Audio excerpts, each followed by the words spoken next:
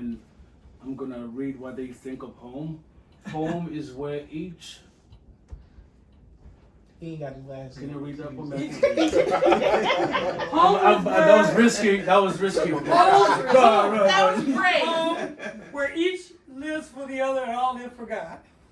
Each live for the other and all live for God. That's the way you forgive. This is. And home is where the heart is. That's true. That's even the more true. Yes. So It encompasses everything. welcome to the sacred place. We're gonna open it up.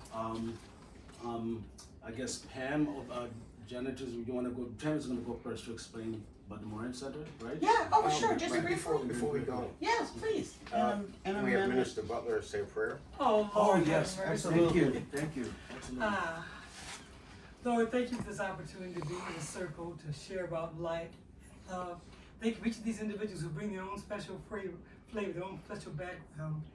And we thank you for life and love and for being in Evanston with all that it means. Amen. Amen. Amen. Thank you so much.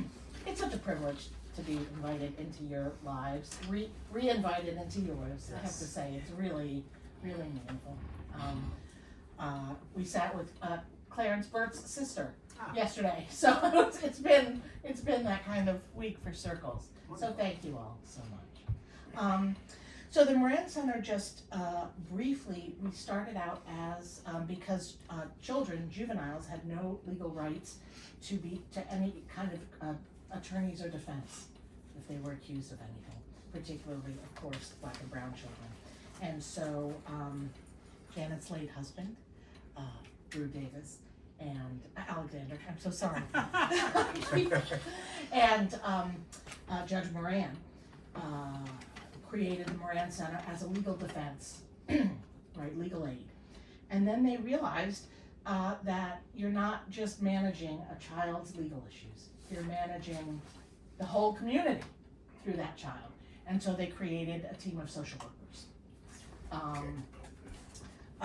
And then they realized that the system bears down so intensely that kind of dismantling the whole thing has also got to be part of our work. And so they created the restorative pillar. So we have social work, restorative, and legal. And so no child walks into a courtroom or an expulsion hearing or a suspension hearing, right, without an attorney who's going to just go right to the mat for them, a social worker who knows them and loves them and knows their strengths, and a restorative team member who will make sure that they are centered, that they are heard, and that nobody forgets why we're here and what the goal is, which is to meet the needs of the child wherever they are and to support them and to keep them in community. And so this is an outgrowth of that. These circles started as an idea from our elders.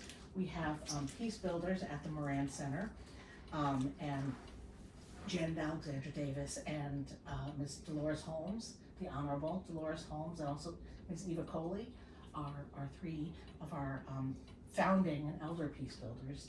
And they have invited people, and now we have lists of people who want to tell their stories. Because while the official national big publicity reparations issue has its own challenges, right? One of the things we saw was that there was no place for the stories. There was no place for the truth, right? The lived experience of people in Evanston, of Black people in Evanston, and what that was like, and what it continues to be like. So we've started these conversations, and we didn't know where it was going to go, and now we've had a lot, and we have more planned, and people really want to speak their truth. And not only that, they want it shared. So we have the privilege of partnering with Shorefront Legacy and Mr. Jonathan Davis, who is taking care of documenting these. And if the truth, and it's all the truth tellers' choices, right? But if you want these shared and shared out and known for all grandchildren, great-grandchildren, great-great, it'll be available. Good. Yeah. And the circle is, right, did you want me to say a little bit about the circle? just what circles are. Circles and Emmerich, having lived with them in South Africa, is much more experienced to say, but we use circles as an ancestral and ancient form, right? Because there's no edges, nobody's excluded, you can always make them bigger, right? Picture there's a beautiful fire, although we have this gorgeous quilt, which is a community member who is weaving us all together. And we have some guidelines, which they'll share with you, that keep us safe and keep us honest. Because it's really important that there's room and space and someplace sacred for these truths that you all are telling. And it is sacred. So in an attempt to create a sacred space, I'm really appreciative of the prayer. I'm gonna just explain just a couple things, because there's usually a centerpiece that we have, but we have a different centerpiece today. The centerpiece we usually have, I forgot it in my bedroom. Just where it lives, But before I go anywhere, Ozzie Davis in Malcolm's eulogy after Malcolm died, the last paragraph, he says, "Consigning these mortal remains to earth, the common mother of all, secure in the knowledge that what we place in the ground is no more now a man, but a seed, which after the winter of our discontent will come forth again to meet us, and we will know him then for what he is. Prince, I'm sorry, I can't say this part. And we will all know then of what he was and is, a prince, our own black, strong, shining prince, who did not hesitate to die because he loved us so." I should bring my glasses to these things. And this paragraph, I'm struggling to this is how small it is. So the reason why I say this is, I think of this work as we are agitating the seed, the discontent, right? This is Malcolm, when they were burying him, they were burying not so a man, but a seed, right? About discontent, of black people's discontent. And these circles are that process of agitating the seed. When the seed is put on earth, it is ravished by the earth, just like totally decimated. But then something totally new comes out of it, and fruit comes out of that tree, right? So I think of this as that process, these things, are coming back to meet us, and we are going through it. We're agitated, because something happened and it wasn't right. So that's why I want to start us. And then this beautiful quilt here is obviously here to hold us and pull us together. And it is gorgeous. You can just focus on it, at any time. Dontrell is going to explain the guidelines, but I wanted to explain one thing. We're going to use this as our centerpiece. Mm-hmm. This is a talking stick that we usually use, but Dontrell said, he was adamant, says I have my own talking stick. I'm like, okay, I like that. But so this one will be our centerpiece because it's been traveling with us, and I feel like the story has been traveling with us. These are two people, Uncle Len and Auntie Judy. Uncle Len, just one of the kindest human beings I've ever met in my life. These are my wife's relatives, people that I'm not related to by blood, but they accepted me and looked at me as like their son. They didn't have any kids. He passed away, and this is a cane he used right before he passed. This is used to be an apple. I painted and did more stuff to it. It should be just like a wooden thing of an apple that she had, Judy had on her desk. She was teaching on the west side of Chicago. She had on her desk, and it was there for years until she retired. So when she came home, it's one of the things that she brought home. When she passed, I took it, and I used them together when I, heard of these circles and these kinds of conversations we'll be having, because them together, the house that they created was Grandma's house. They created Grandma's house, where I never had Grandma's house. I'm a child from divorce. I was always all over the place. This lady and this man, who are not related to me at all, created a space where there was always food, there was conversation. You would eat until you just passed out. You just laid on the floor, like you just didn't care, but you just came there to just be. you know, and we have the pleasure and the honor of having them in our lives for a long time until my son was, you know, at least 8 years old, you know, so the people that matter to me the most, and I feel like the energy, since I brought them in here, you know, I need to keep bringing it, because I feel like sometimes they really hold it and hold us together, and they would want this kind of things, you know, to happen in the house. So we're gonna put it here, Julian Land. Don't try to get my hands. Yeah, and as Emmerich spoke, talking piece. This is my talking piece. Just it looks like just a regular back, but I was real like talkative to my boss, and I started off as an entry level, and he gave me the opportunity to voice my opinion. He was like, you know what? Every time I see you, or every time you need to say something to me, make sure you have this in your hand. So it held, you know, deep meaning to me, and it was like I kept it. Had it for 15 years now. So, Oh, wow. and Nice. we all honor the talking piece. So when talking piece is in hand, you know, Can't talk without it, basically. Thank you.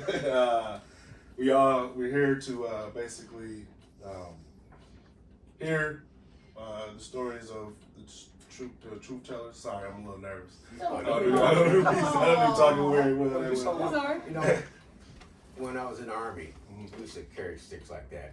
We used to call them swagger sticks. Okay. And once you hold on to it, it calms you down. Yeah. Hold on to it, Oh, it'll calm you down. I love it. Yeah, so we honor the talking piece, obviously, and we're here to radically listen, not just for a response, but more for understanding. If you don't have a response, you are very welcome to pass. You know, no one's obligated to speak besides obviously you three. I'm sorry.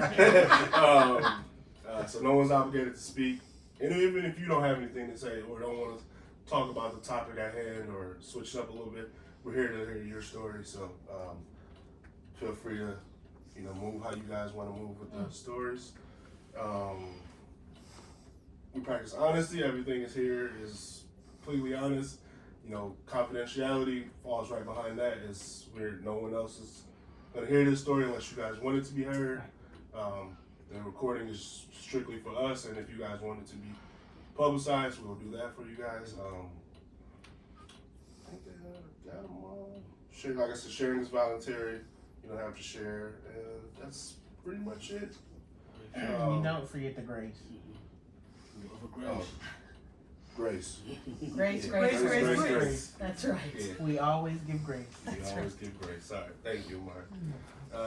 And since I utilize the talking stick, I'll pass it over to Ms. Janet so she can give her speech. Wow, this is so beautiful. I acknowledge that Dontrell Hatfield and Janet Alexander Davis, and we will be your facilitators for this circle. So very honored to be here today among you, that you said yes to this process, and that Dolores always says, what does she say? It's painless. It's painless, but you know, we're human beings, and so when we hear about something we don't know about and what you're gonna do, you still have a little quiver in your soul. So I just want to read something called The Dash, and you may have heard of it before, and I just think that it has a lot to do with what we do in this work. And at the end of our time together, I want to read something called Bits and Pieces. But The Dash poem is by Linda Ellis. I read of a man who stood to speak at the funeral of a friend. He referred to the dates on the tombstones from the beginning to the end. He noted that first came the date of birth and spoke the following date with tears. But he said what mattered most of all was the dash between those years. For that dash represents all the time that they spent life on earth. And now only those who love them know what little line is worth. For it matters not how much we own, the cars, the house, the cash. What matters is how we live and love and how we spend our dash. So think about this long and hard. Are there things you'd like to change? For you never know how much time is left that can still be rearranged. If we could just slow down enough to consider what's true and real and always try to understand the way other people feel, but less quick to anger and show appreciation more, and love the people in our lives like we've never loved before. If we treat each other with respect and more often wear a smile, remembering that this special dash might only last a little while. So when your eulogy is being read with your life's actions to rehash, would you be proud of the things they say about how you spent your dash? So that's how we will start our circle.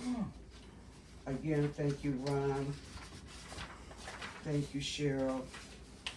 Thank you, Joe, for being here.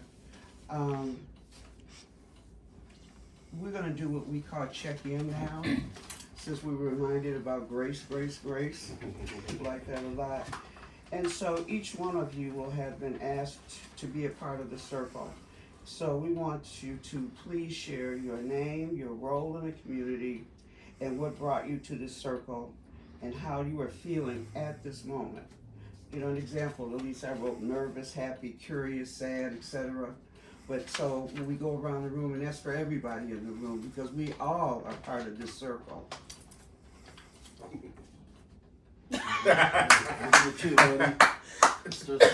As I tell everybody else, y'all better leave him alone because he don't want to talk. No, you can speak. He may pass, it's all voluntary, but he's part of us. He's waiting on the talking stick. I think he wants it. I'll take the talking stick. Oh, that's what you meant. Hello, everyone. My name is Jonathan Davis. I am a videographer / photographer in the Evanston community. I don't do much except go to the Faith Temple Evanston Church of God in Christ. That's a pillar church in Evanston, and my family is strong in Evanston. The Johnson family lineage is strong throughout Evanston, and yeah, I'm just giving back as best I can, and yeah, I feel blessed. Thank you. Thank you. Thanks. Nice to hear from you today. Thank you. My name's Amari. I am the lead peace builder at the Moran Center. I am also a CNA. What brought me to this circle is I try to come to every circle. I love to learn. I love to hear stories. I ain't got my grandparents. Might as well spend some time with somebody's grandparents, you know? I am feeling great. I woke up in a really good mood considering the week, so yeah. Thank you so much. My pleasure.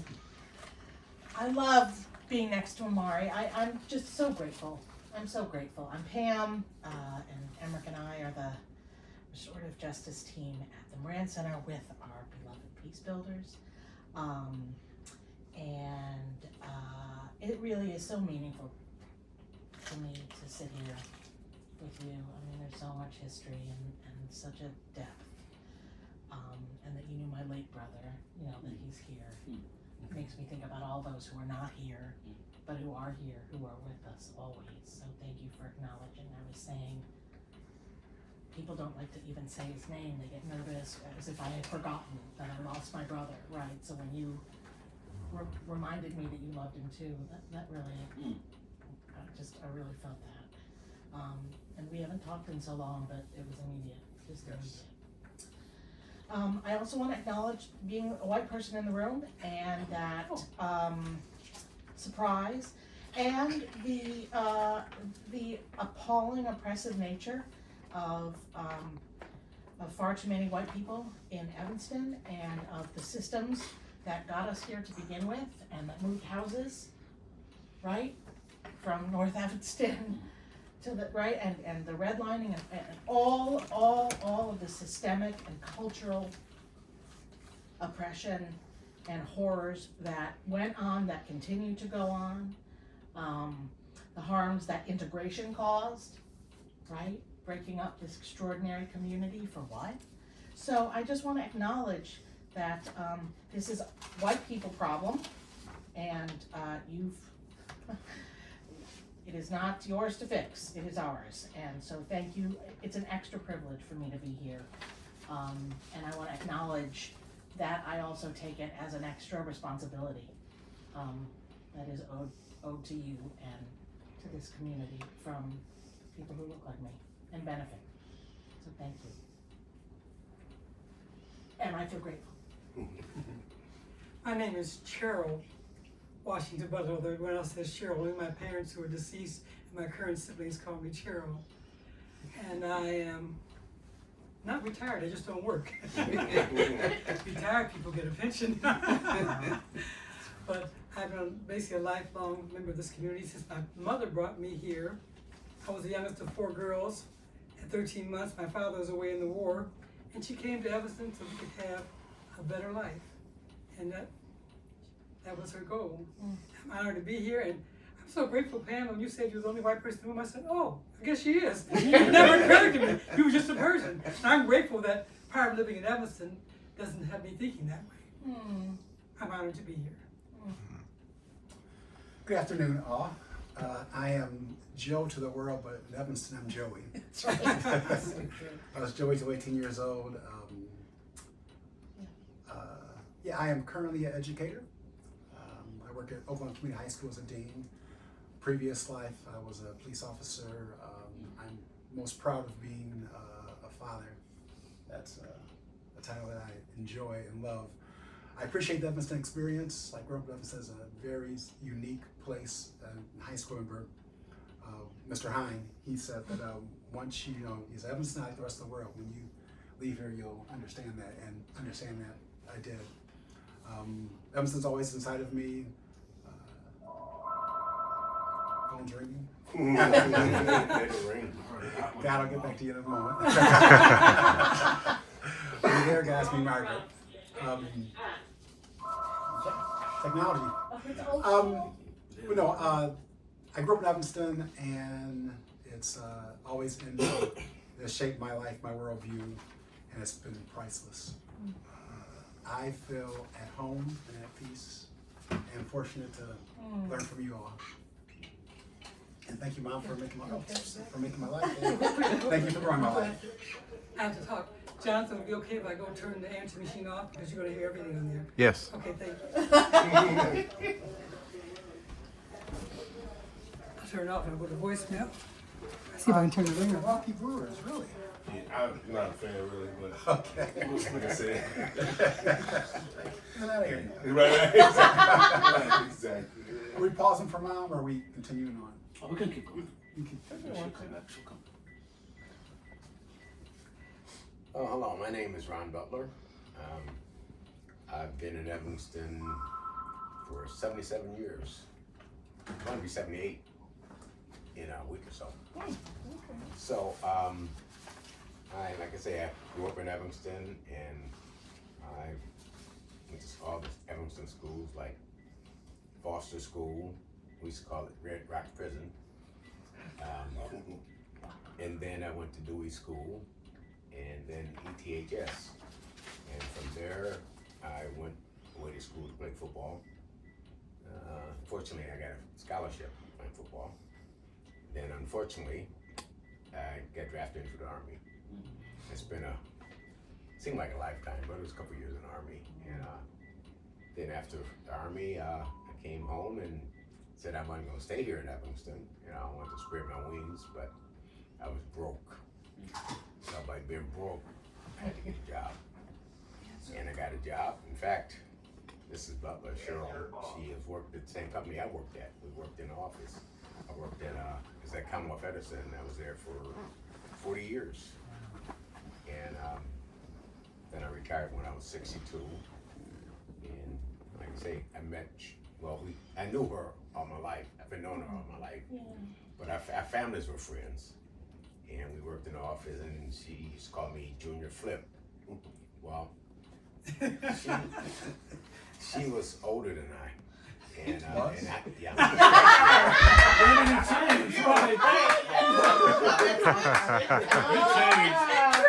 When we turned 50, it changed, right?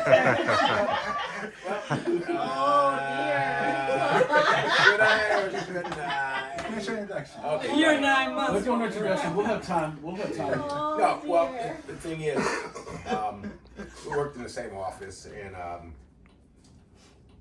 like I say, when she was in high school, I was in high school. She was a lot older than me, and older girls don't look at younger guys. But in the office, I was like a little kid to her. I used to shoot rubber bands at her, and she gave me the name of Junior Flip. Well, she didn't have a right to work, and I felt sorry for her. I gave her a right to work, and I started giving her a right to work, and she got to know me, and I guess she set a trap. And when she set the trap, I guess I fell for it. I got caught. Yes, sir. So I decided to stay here in Evanston, and got married, and she had 2 young boys, Joe and Chris, and I said, well, I'm used to a family, big family. I come from a big family. All us from Abbeville, South Carolina. Well, majority of it used to be half of Evanston was from Abbeville. The roots from Abbeville. You saying your last name is Johnson. Yes. I think the Johnsons from Abbeville. Crawfords. Okay, so Mississippi. Mississippi. Yeah. Okay. All right. Okay. And so I got married and got a job, and I got a job and then got married. and one thing led to another, so I said I'm gonna stay in Evanston, raise my family like I'm supposed to do, and that's what I've done. And I retired from the company, and now I'm just taking it easy. Yes, sir. With all the aches and pains come along with being older. Being older is not for sissies. You guys don't know it yet, but you'll see. It's time. If anybody here is 45 to 55, you're starting to realize it. Okay, the aches and pains. Yeah, right. I know right. some, and I ain't even there yet. Well, you'll get there. I mean, you get some now, but you just wait. Nah, I be watching. I be watching how y'all age. Yeah, well, I just had a knee replacement, so, and before that, it was hip replacement. Before that, not too long ago, I had triple bypass. Wow. What was it, about 4 years ago, Cheryl? 5 years ago, so, I'm doing okay. And I think that's about my, it brings me up to around 78. Nice. But, it's good to be here. And Pam, you were saying that you're the only white person in the room, but you're not really, because most of some of our ancestors were white. My great-grandfather was white. My great-grandmother was Indian. Yes. And Of course.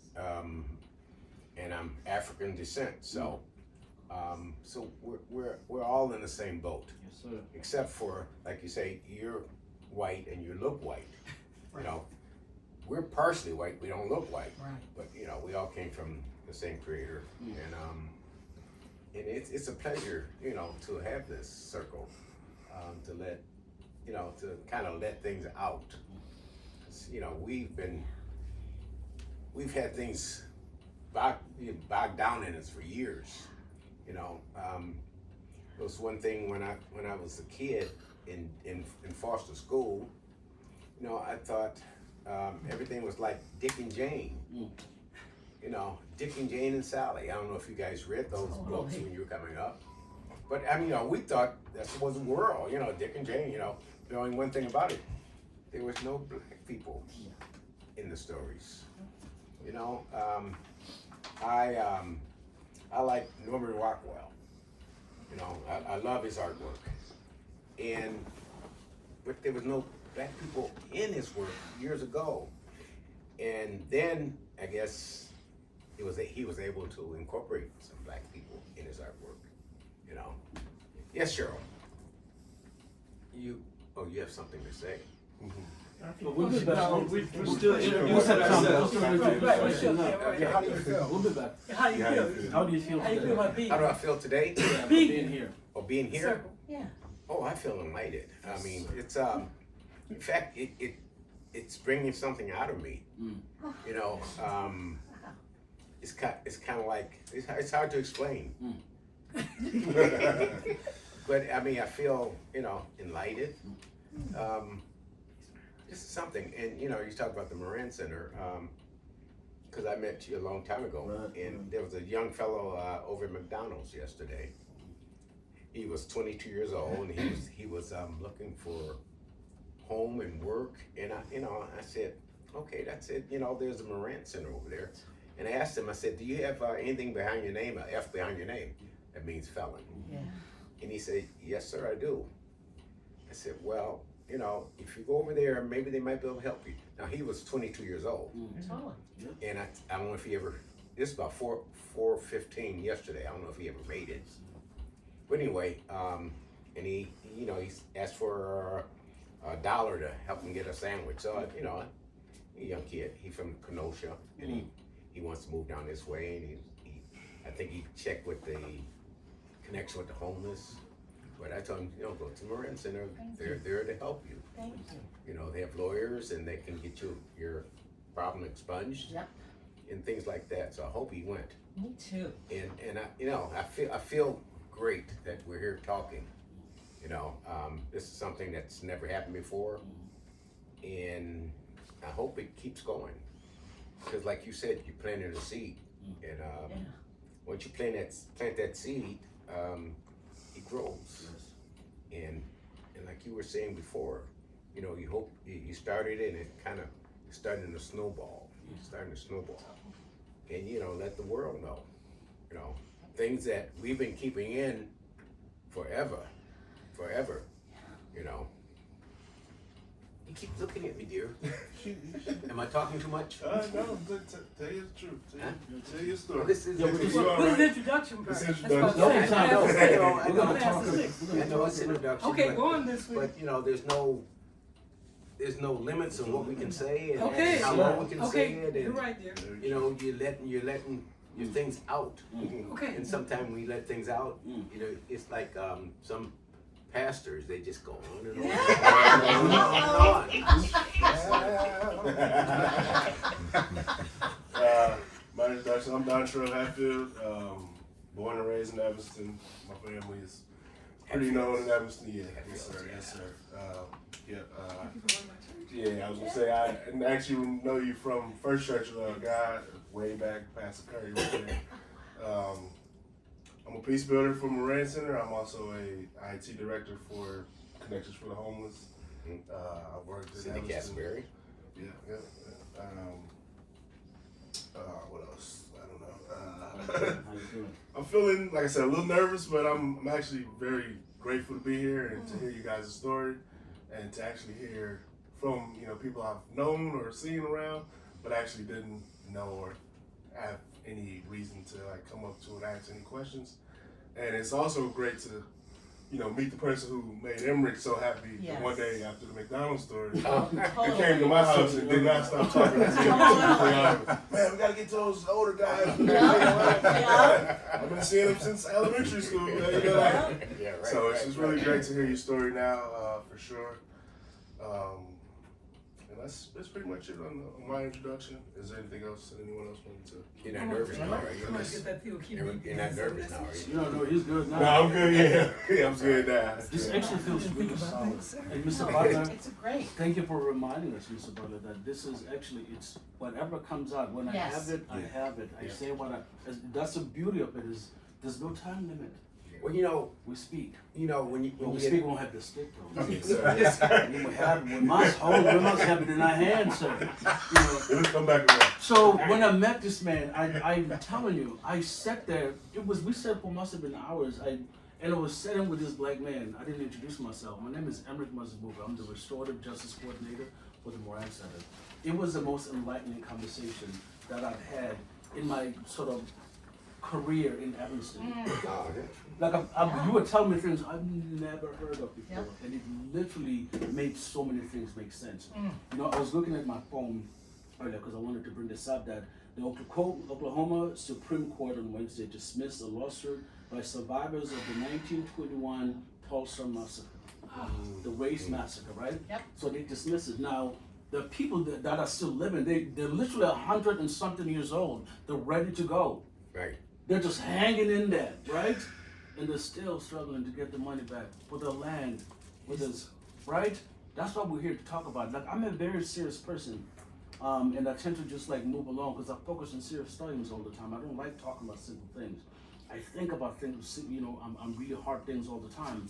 I learned through the circles that on Main and Chicago Avenue, that Main Street train station used to be land of a family that we just, like the black family from right here in Evanston, whose house was uprooted and moved, right? Where are those truths, right? How come we don't know that? That feels really important to me, right? And I feel like, by giving families this time to just like really, like we're just here to listen, we're just here to support, we're just here to do whatever we need to do for you to say whatever it is that you need to do in sharing your story, because and just know that it's that important to us. It's that important to us because they put pavements and there's not even a sign that anything has ever been there, and all that's left behind is just hurt people, right? That have no place to actually share that hurt.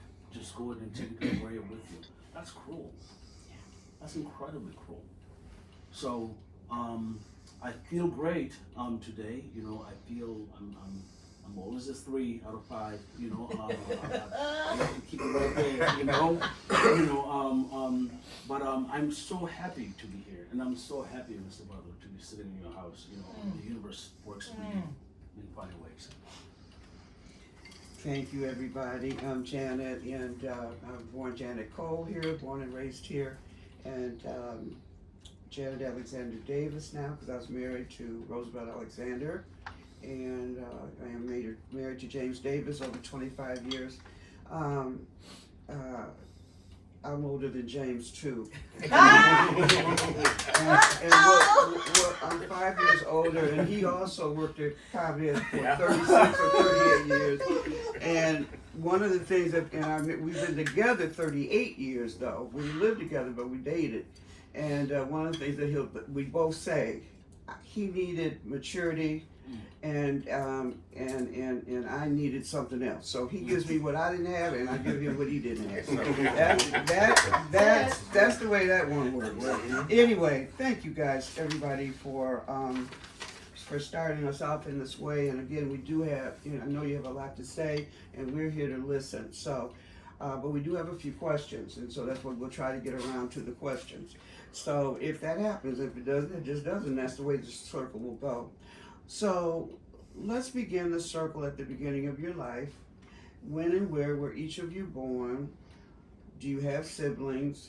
Did you grow up in a 1 or 2 parent household? And I think for black families, that's kind of important. You hear about it all the time, right? And any fond memories that you have that you want to share with us, would you please do that?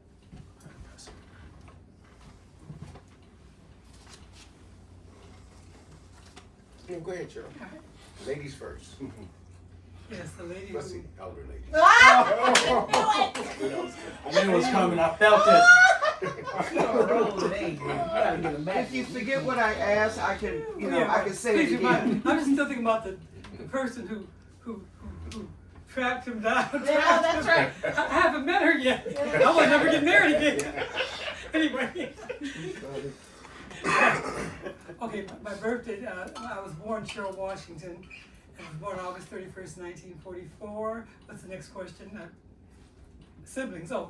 I'm the youngest girl of 5 children. My parents wanted a boy. They went through 4 girls. I was the 4th to get to the boy. He came 6 years after me. So there's 5 of us. Then my aunt was tragically killed when I was 14, and my parents raised my 3 cousins because her husband tragically killed her. So I'm a family of 8 siblings now. One of them deceased, the youngest one actually. And what was the other question? Your siblings and a 2-parent household, and any fond memories of all of that? Yes. I had to stop and thinking. There's so many memories. Yeah, growing up in Evanston, I was a kid. Fond memories are things that a lot of people don't experience in this community. Communities not like Evanston. I remember growing up in Evanston, and you had to be in when the lights, the street lights came on, and we didn't lock our doors. we lived in a house, and one day when we moved on Leland, which was further than we used to live in the Fifth Ward, we were in the living room and we were doing the dance of the Sugar Plum Fairies. And then dancing, I was just having fun with my parents and my siblings, and my mother probably, my sisters. And a man walked in the door and said, "Hi," I said, "Who are you?"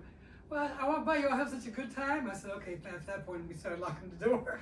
Wow. But Evanston was a community, you didn't lock your door, and then of course things started changing. People were driving around and, "Can I give you a ride?" or whatever, so but it was a very safe place to live. It wasn't the real world. I'll talk about that later on, but it was a wonderful world for me because it was a fairy tale world. There was no place else like it for black people. I didn't know that at the time, but it was a great place to grow up in. I love school, I love learning, and so it was a great place to be. Many fond memories of school and just growing up in the lake, going to the lake and green, trees and just, and of course there was trouble in life, but you always remember the best things when you're a kid. And my parents who stayed together all those years and loved us, so that was good. Oh, you're in it? Yeah, you Yeah. I want to bookend the, Okay, because got they're it. the same generation. Yes, love it. Got it. Oh, okay. Well, Your birthday. my birthday is June 27th, 1946. Siblings. Yeah. What's that, Cheryl? Siblings. Yes, dear. She speaks for me too. What can I say? She's older. I better stop that because later on when you guys leave. But sometimes I'm a character. Sometimes, not always. Sometimes. But I was born in Evanston. No, actually, I was born in Chicago, Cook County Hospital, because at the time they wouldn't allow us to be birthed at St. Francis and Evanston Hospital. So we had a little house called the community hospital. They converted the house into a hospital, and but like I say, it was too small, so we had to be birthed at Cook County Hospital. So after that, I had 5 siblings, and 3 of them passed, and my older siblings and one of my younger siblings passed. But growing up in Evanston, it was delightful when I was younger. I didn't know any prejudices or anything like that. I didn't feel it when I was younger, because I lived in the Fifth Ward, and in the Fifth Ward, is all black, and so we went to school together, and it kind of changed when we went to junior high school. We sat with our friends, and it seemed like, you don't want to sit with the white kids? Well, we didn't go with we grew up with these white kids, we grew up with these black kids in Fifth Ward, so we felt comfortable. I remember first time in Scouts, junior high school, first time we had lunch, and we sat down and they had fried chicken. And I was looking, I said, now, should I eat it with a fork or eat it with my hand? I wasn't sure, I'm looking around, see how everyone else is doing it, And so, that was in junior high school. And then later on in high school, they were talking about the KKK.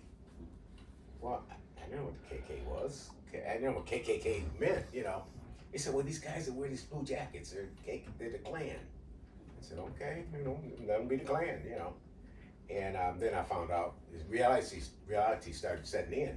But it was settled when I was younger because, we had little white friends. And, one time there was a guy, and we were friends, but I couldn't come to his house. And I said, let's go to your house one day. And, then he didn't become my friend anymore. But I didn't understand what was going on. No, I didn't, So, and then later on in high school, we all the black kids sat at the lunch table together because we're friends.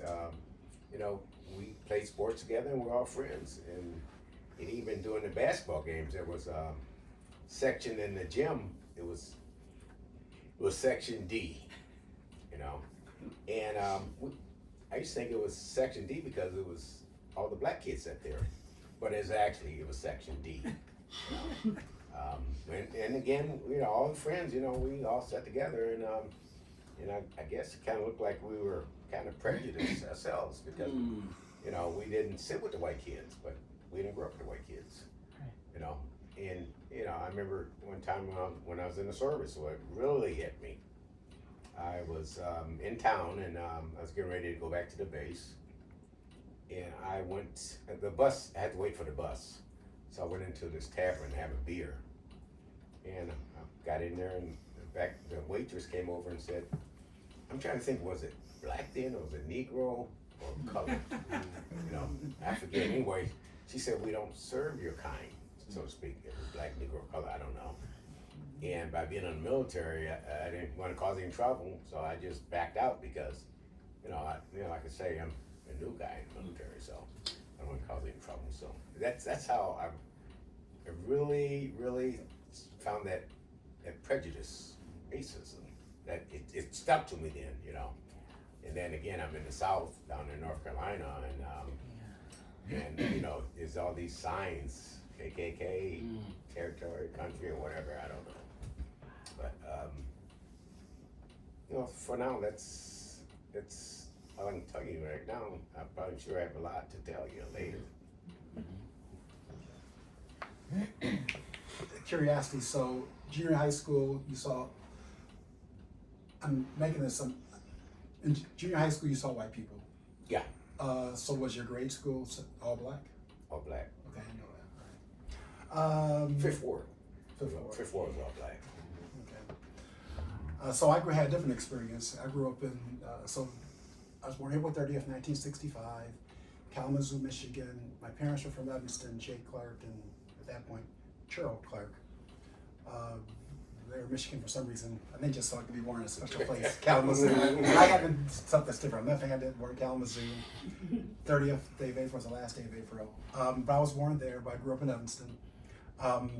Siblings, I grew up with my older brother Chris, my younger sister Rhonda. My first memories are just of a single parent. It was just mom and Chris. And then Mr. Butler came around. He was pretty funny. Back then, until he got married, then he wasn't so funny. Or had to clean my bedroom, had responsibilities. Mom couldn't carry me up the stairs. I was like, who is this guy? Father. Eternally grateful for that.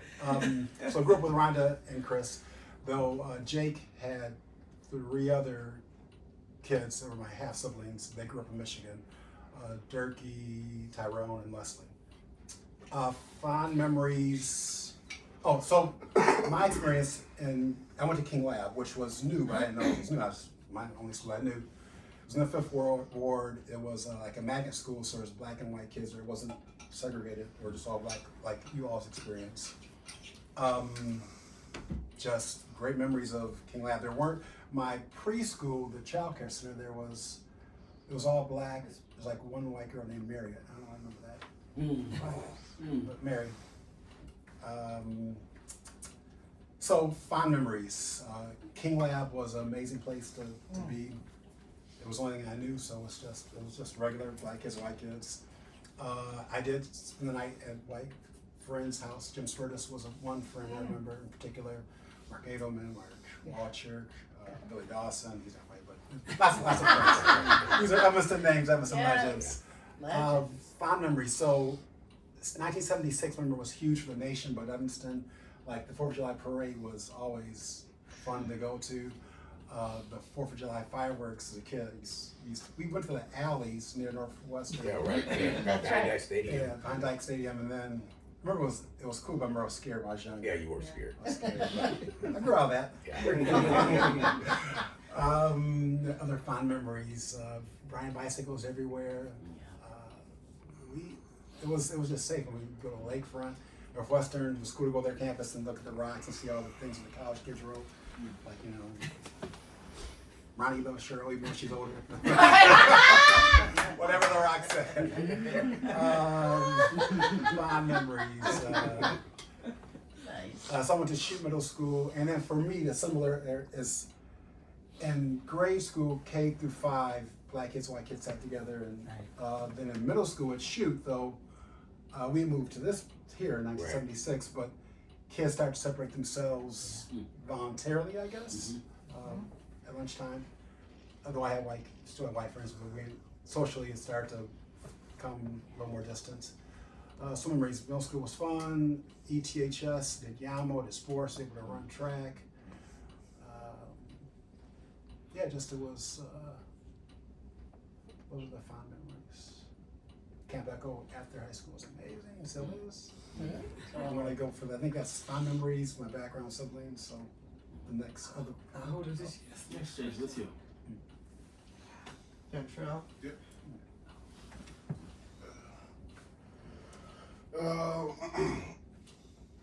So we know where you guys are all from. If you were born and or raised in Evanston, what are some memories you have as growing up?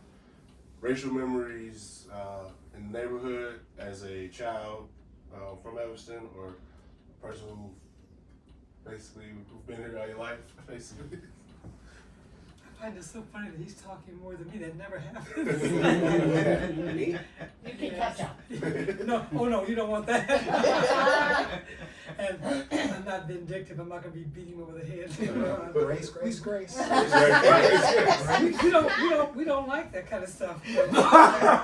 We disagree, but we don't. No, I can't talk about your mom because you can talk about my mom, but my family no.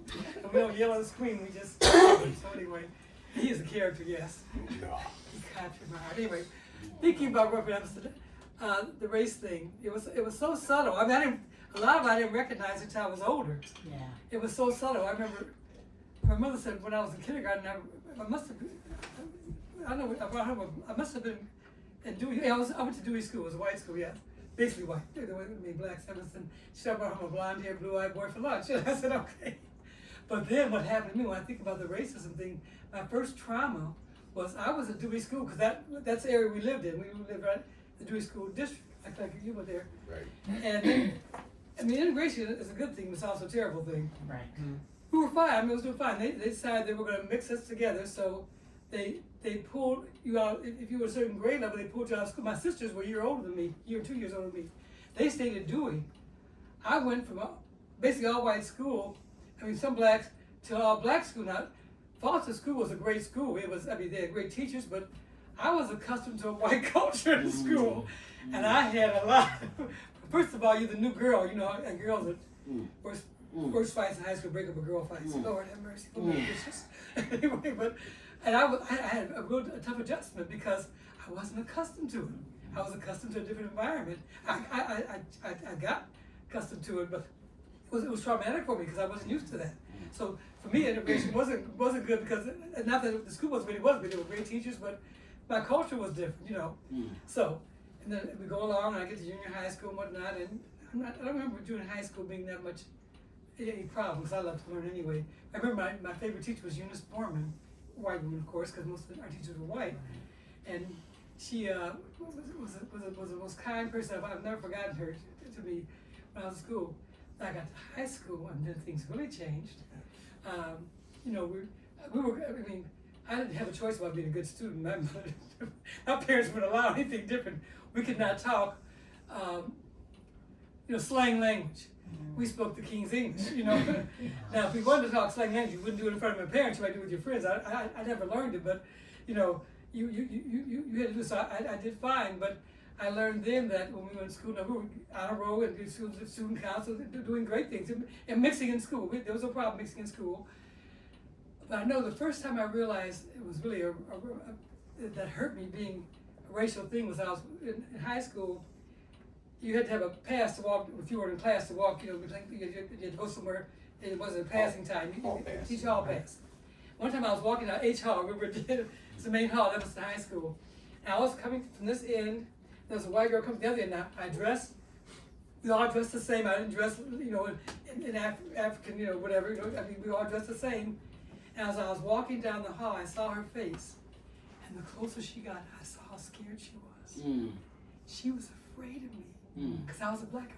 I was so upset because I went, I didn't do anything. I just walking down the hall, but when she passed me, she said, I said, oh my God, she's afraid of me because I'm black. And I had never experienced that before. And then a friend of mine, she was on a roll, her boyfriend, she was dating a white guy, that happened. It never happened, it didn't happen to you. And they were going to the turnabout, some dance together, and the principal called them in the office and said, you can't do that. And they didn't.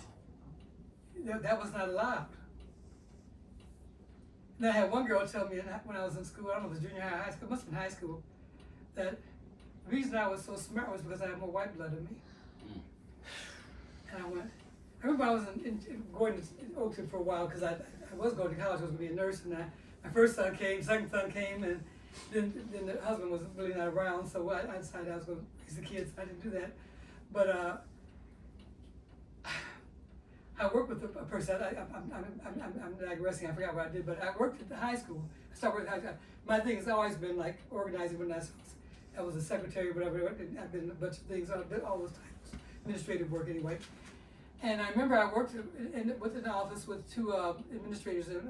That's what happened. Inside, you walk in the office, and the open area was the two secretaries across from each other, and our bosses were in closed doors. You had to walk in the door to get to them. I remember working with that person, and she said to me, Cheryl, I don't consider you white. I said, and I looked at her and smiled, and I said, Black. She said, no, I consider you black. And she said, I consider you white, just like me. And I said, okay, I have to work with this woman. If I tell her what I really think. So I told her, thank you. I call that black madness in the American dream. You always have, being black should not be an issue, but it is an issue. Why? But there's no difference. People died not even taking our blood because they thought there was something tainted. But they didn't mind, cohabiting with us in ways without our consent and a few other things, and things like a senator saying that slavery was good for us because it taught us a trade. Yeah, that we worked for the master. It didn't benefit us, we didn't make any money. And people believe all that stuff, but as I got older, and I found out too, one more thing on my experience when my husband's brothers, they're younger, his younger brother was in high school, and I worked at the high school for 13 years. And I remember I saw his brother's paper, I said, this is plagiarized, So I went to see his teacher, I said, he didn't write that paper. She said, as long as he's polite, I will pass it.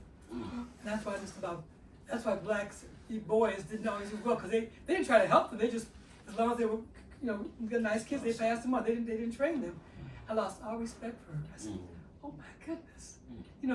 And my favorite teacher in high school is a good memory, because a lot of my teachers, there was no, some things I look at later on, there probably was some stuff, they just, if you were a good student, you were a good student. I remember Robert Lumsden was my English teacher. I got a perfect score on my A4 exam. Yeah, as you can tell, English is my first language and favorite. And he said, to Cheryl, for whom I have the highest regard. I've never forgot that he wrote my book.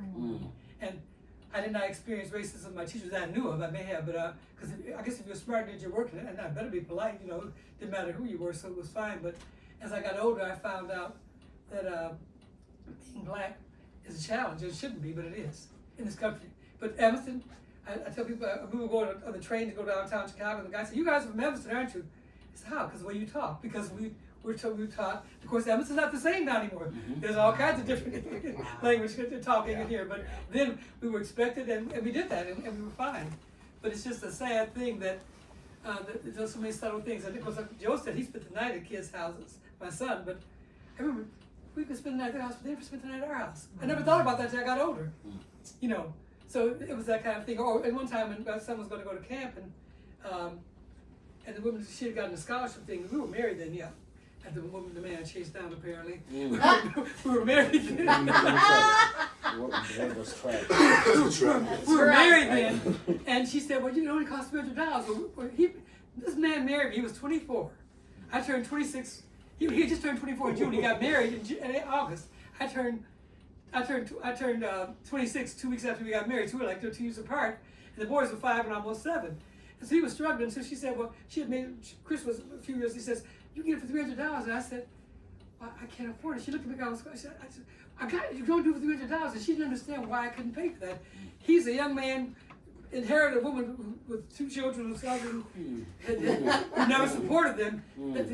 And I know this is not about race, but I want to talk about a real man, Yes. my real black man. Yes. My favorite memory of my husband, well, I have a lot of great memories. Anyway, my husband, we got, well, I digress. Anyway, my favorite memory of my husband, my black man husband, is that when we got married, this tells you a real man. He happens to be a real black man, but the most important issue is he's a man. He's a black man, but it's the man in him. Now, here I had 2 children with my high school sweetheart, who was a wonderful high school sweetheart, unfortunately a terrible husband, an absent husband and father. But as we got married, he walked around. We had the nice reception at church, you know, with there used to be mints and nuts and cake. And my mother had the thing. She was a caterer, so she had made an ice bowl, all this stuff, and that was the one where you could drink and everything. And he took the boys by their hand because it was hungry for a father. We were dating. They had to call Mr. Butler. We got engaged. They had to call him Ron. We could call him a dad because their father was absent. Those first 5 to 7 years of life were ruined because even though my father was active, a father is so important. And this man was, for whatever reasons, I won't go into his story, but was not that. But he walked around with each boy in hand. He said, "I want you to meet Chris and Joe, my sons, Chris and Joe." That's all he said. He walked around introducing the boys. And they knew who his father was, all that story, but long story short, their names got changed a couple times actually, but legally to Butler because they honored the man who really raised them. So that's a great man and my great black man. I'm glad I can't blush. Okay. Keep this over here. I Next think it question. goes to Next Dentrell, question. the next question. Yeah, I'm sorry. Where goes Dentrell? It goes to Dentrell. Well, is anyone else? Did you guys have anything else to say about growing up in Evanston? That you want to speak on? Well, I told my daughter I would say one thing. I'm sorry that I'll get through with it. She said, "Make sure." One thing I was gonna say, but that's word that applies to her. She was our guess what dear child. When I married my husband, he said, "You know, you have 2 kids. I always want 2 kids. We're not gonna have any kids." I said, "What? Most men, have the male siring pride, you know." He said, "No, Cheryl, kids are kids. Yep. That's the kind of man he is." And he said 2 are enough to raise, and I had that method that 99 and 44% worked. I was the 6% it didn't work on. So I thought it was a hormone problem. Doctor said, "Yeah, you're pregnant again." I said, "What?" So I told Ron, and when I told him, he said, "You thought I told him his mother died? What? What? I said, "What do you mean? That thing, it didn't work." So Rhonda, our daughter, came. She heard the bell toll and she broke through everything and came. And she came in time. But Rhonda, her experiences were different than Joe's. She's younger than Joe, but 6 years younger than Joe and 8 years younger than Chris. And I remember once when she was, some black people were achieving financial, success, and they lived on Hinman. Hinman, I can't afford to live on Hinman. Still not, but this girl and her parents lived on Hinman. And Rhonda was visiting her, black girl, and they were walking down the street, and Hinman is like 2 blocks from the lake. The police stopped them and said, "What are you doing here?" And the girl said, "I live here." "You don't live here, where's your ID?"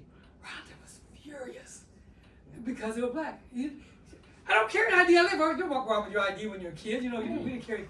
And then Rhonda said her other experience she wanted me to share with you was that one time, the lake, Evanston, I love the lake, I love it. She and her friends were walking down the lakefront, walking the street, but you're walking right at the lake, talking. They weren't like yelling at the street, they were walking down talking and just walking. They weren't stopping you, but they were walking down the lakefront on the street to the street, and the police came and stopped and said, "The people, we had a complaint that you all are causing a problem." So they weren't yelling, they weren't, sometimes people are loud, and if they were passing the house, but people reported them because they were black kids walking down the lakefront. And that her experience was, she did not like that at all. So I did share that. Thank you. Dentrell. What's the question? Basically, growing up in Evanston, do you have any memories of racism in compositions of your neighborhood or anything that stuck with you from Oh, yeah. growing up in Evanston? Well, I remember when we first bought our home, my parents, it was out of the 5th Ward. It was over in Lee and Gray here in Evanston. And the white neighbors did not want us in the neighborhood. And we had a pharmacist, his name was Doc Morrison, and he fought for us to move to that neighborhood. So when we first moved in, all these for sale signs start popping up down the street. You know, they didn't want us in the neighborhood. We moved in the neighborhood. They wanted to move out. You know, I guess they thought we were going to depreciate the homes or whatever. I don't know. You know, and even when we moved here on Keeney Street, the older white folks, they didn't want us in the neighborhood. The younger generation, they welcomed us with open arms. You know, that was back in the 76. in 76. Okay, you know, it was after that. Back in the 60s, things were rough with all the prejudices, and then you had the Vietnam War, and they had, you know, burn the bra and burn the draft card. You know, I mean, some of you older folks, you can remember those things. You know, yeah, elder folks. You know. No, in fact, have to realize that you know, as we get older, we move up a notch in our family, and my notch is now I'm about the oldest person in my family. You know, all the other people have died. All the people that you said that have that information, and that information, when they die, it's gone. You know, sometimes some of my younger relatives will ask me about this and that, and I can tell them right now, but if I don't tell them, then it's lost, it's gone. And so, and growing up in Evanston was like I say, I enjoyed it. Evanston's a good place to live, you know, a good place to raise a family. Even though I wasn't gonna stay here, you know, I wasn't gonna stay here. You know, usually when kids grow up, they want to move away. You know, all my kids moved out of Evanston, and then I asked them, "You guys want to, you know, stay in Evanston? You want to?" When we pass away, and I don't think they do. You know, Evanston's not a cheap place to live, and taxes and all this. You know, and that's a problem. When the elders pass away, they pass the home to the younger folks, but the young folks can't afford the taxes. You know, like my taxes now, you know, they're up there. You know, you're talking about over $1,000 a month just for a month of taxes. So you know what a year of taxes is, and that's a big chunk out of anybody's paycheck. You know, that's why I feel sorry for the elders in Evanston, because they get their breaks here and there, but the taxes keep going up and up, and pretty soon, you know, they can't afford to live here. Thanks to Northwestern and the industry that left from Evanston. So I remember. Can you pass the stick for a minute? I was going to clarify something. Oh, okay. We moved here in '76 about the neighbors. There's only two neighbors. One person talked to us, but there were two neighbors I knew of. But usually when you moved into a white neighborhood, like Ron said, when he moved just a few blocks that way, this neighborhood, we're still the only black family in this neighborhood since we were 70. There's a mixed couple down the thing. I didn't know she was black, because, you know, some black people look white, and so many years ago they lived as white. The black people knew they were black, but the white people didn't know that. But the neighborhood, they stopped, white flight stopped. You know, well, they didn't, nothing for sale, no for sale sign, we're not going. Well, you know, you talk about white flight stopped. Well, the thing is, the houses are so expensive. There's a house across the street that's sold for about $425,000. Yeah. You know, I mean, what young person, or especially a young white or black, can start affording this unless you got rich parents? Yep. You know, when I first started working with Edison, these white guys, they were able to buy houses and buy cars, and I went to the bank to get I worked in Northbrook, so I didn't have a car, and I went to the bank to borrow some money. I just wanted to borrow money for a piece of car, just get back and forth to work.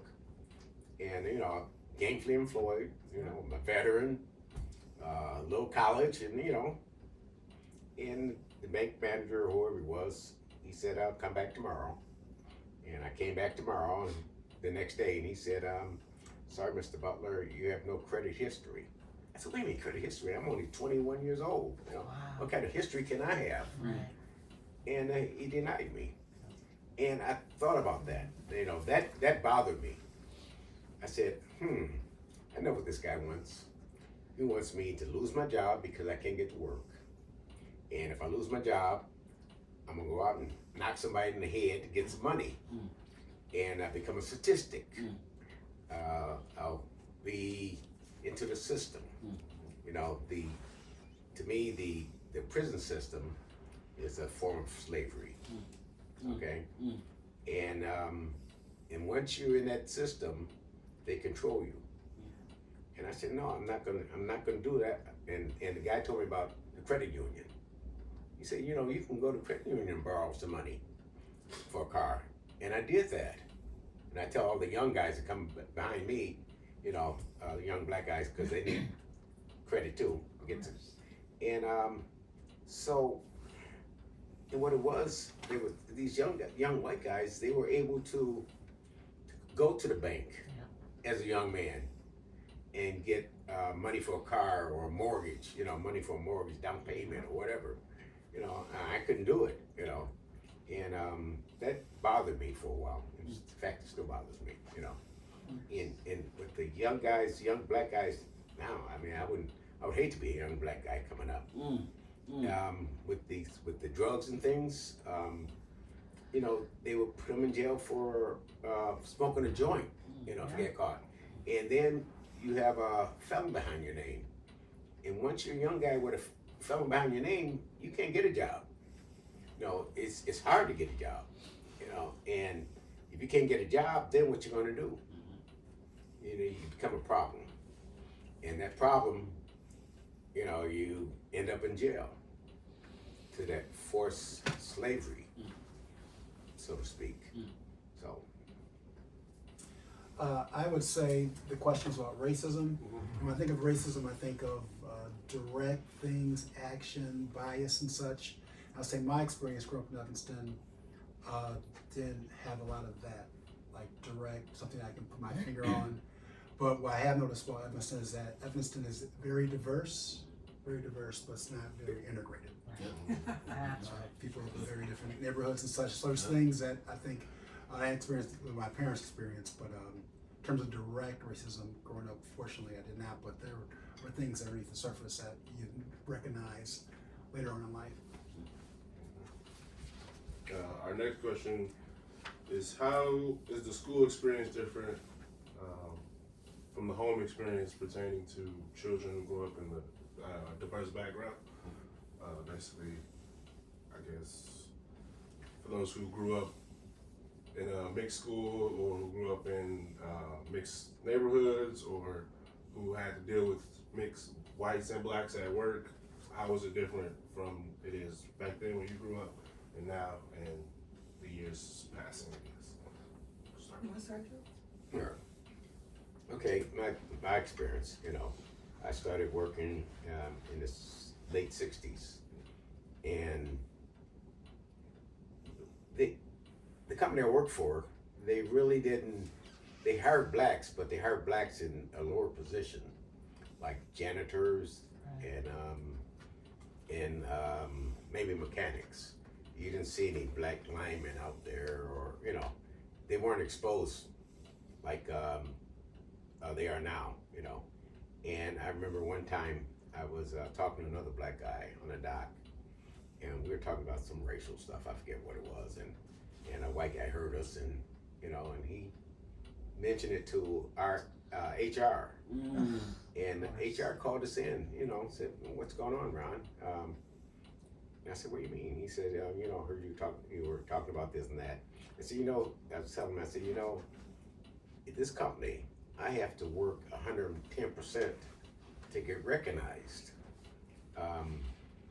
So by doing that, I really moved on in the company, because it really thrived. You know, I was good at what I was doing, you know, so to speak.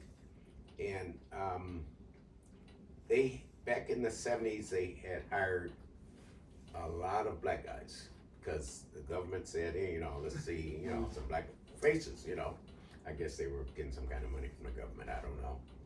and they hired guys that had no job history, no job training, or nothing like that. And these guys would come to work when they wanted to. These are black guys. Come to work when they wanted to. Maybe they stole something. I mean, it was a culture where they could do more or less what they wanted to do. And now, you get vested after 10 years at that. And about the 8th year they were there, the company started firing these guys for not coming to work, being late, or stealing, or whatever. And I was telling them, I said, you know, you hired guys and you let them do whatever they want for 8 years, and then you let them go because they breaking the rules now. And these basically all black guys. Most of them were from the South Side of Chicago. And he could, you know, the manager, Jared Quilty, his name was. He said, "You're right, Ron, but there's nothing he could do. He's following orders from above." You know, and I said, "Wow," you know. And that's the experience I had. Well, I had other experience in the job too. You know, by being a black guy going up into white areas. I remember I became an inspector, and I was up in Vernon Hills, and I pulled into a gas station or something, and a female police officer said, "How long are you going to be here?" You know, I said, "I'm going to be here most of the day." She said, "Good." So when I get the calls that are black guys in the neighborhood, you know, they know what's going on. And not only up that way, even in Wilmette, you know, here I am. I've got Edison uniform. I've got my vehicle out there, flashing lights, decal, and they call the police on you. And I would see the police come and drive by real slow, look at me, you know, that type of thing. So, you know, those kind of things. And you know, people don't realize that, you know, stress kills, and just subtle stress over the years, you know, it takes its toll on you, and they don't, you know, white folks don't realize that. I mean, if I'm driving down the street and a cop car is behind me, you know, that little bit of stress, is he gonna stop me or what? You know, because I'm driving black or whatever, I don't know. But if you ask a white person, the cop car behind them, hey, nothing about it, you know.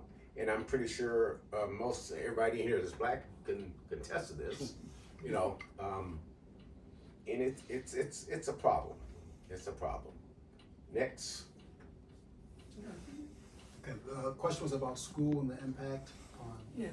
Growing up in a diverse neighborhood or having diverse backgrounds. Back then compared to now, Compared to right? now. Then compared to now. Yeah, so like growing up, did you experience anything that was it okay to be friends with white people, or did Yes. Yeah, definitely was okay to be friends with white people when I was coming up in the 70s. I would say the impact hit after the Evanston experience. I went to Augustana College in Rock Island, Illinois, and what I found was a small liberal arts school. I found that the black kids that went there were from the city in Chicago, so they had like no experience with white people. So they're like, you know, and for me, I was like, you know, we're white people, I'm white. And then then the white kids who went to Augustana were used to black people, so they were like, you know, I was like in the middle, like, you know, What's going on here? Yeah, like everyone doesn't understand each other. I understand everyone.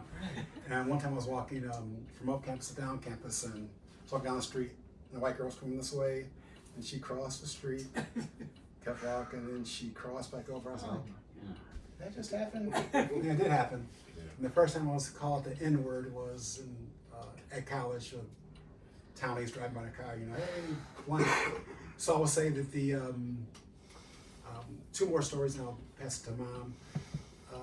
Mr. Hine, the teacher, in my junior year, he showed us a picture of a magazine. He said, "What do you guys see?" It was like probably a Life magazine, just a white man probably. We just everyone's like, "Oh, just a man, a guy, person." And he grabbed Ebony magazine, and whoever was on the cover was a black man. He said, "What do you see now?" And it blew my mind. I was like, "Oh my God!" 'Cause my brain thought, "Oh, I see a black man." Right. Like when I saw a white man, I thought, "Oh, it's just a man." And when I saw the cover of the black, I was like, that was. Yes. I was like, whoa. And then in college, there was a class, Coach Coach Hines, Coach Hines. Sorry, Coach Olsen. Excuse me, I'll slow down. It's a black lit class. He's a white man, track coach. And like the first day of class, he says, "Okay, everyone, I want to get to know you guys. Make a list of 1 to 20. Just I want you to write down everything and describe yourself." And so we all did it. It's okay. I want you to share your list. And so what was interesting was every black person in class, their first or second thing they wrote was black. To describe themselves. Yes. And the white kids in that class, either wasn't on the list or Right. very, very low on the list. Right. So the black experience in America, in Evanston, is like that you're black and you think about it every day. It's not a Yes. burden. It's just you're aware of it. You have to be aware of it. And as a white person, you don't think about that every day. I've learned to learn. So that was just school stories impact.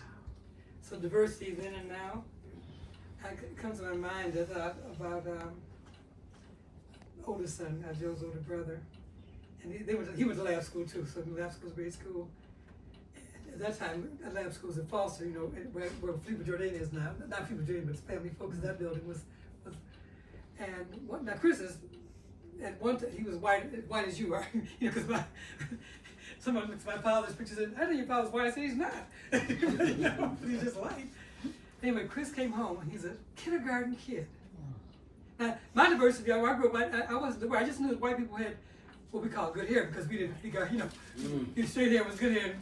This is bad hair, nappy hair, kinky hair was nappy hair. And they had more money. So that's why I knew that. I was aware of that. And even in the schools I went to, I went to Foster, but the problem was I was culturally because I wasn't accustomed to be around my own people in school. I grew up with them. I wasn't in school with them. But the school was fine. There was no difference in the education. That's not most places. That's not true. But Evanston, you got a great education. I believe. Well, Yes. Chris came home from school. I'll never forget it. The guy said, "Mom, am I black?"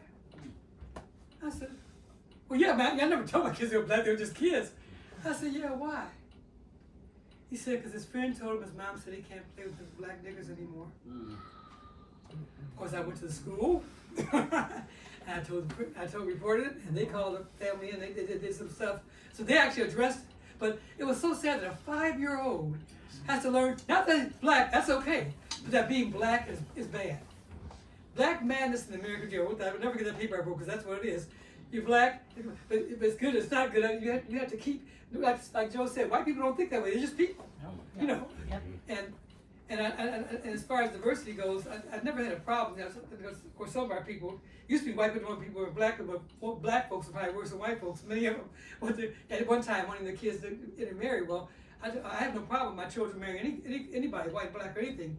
The only problem with my kids marrying a white person is if they marry the person because they're white.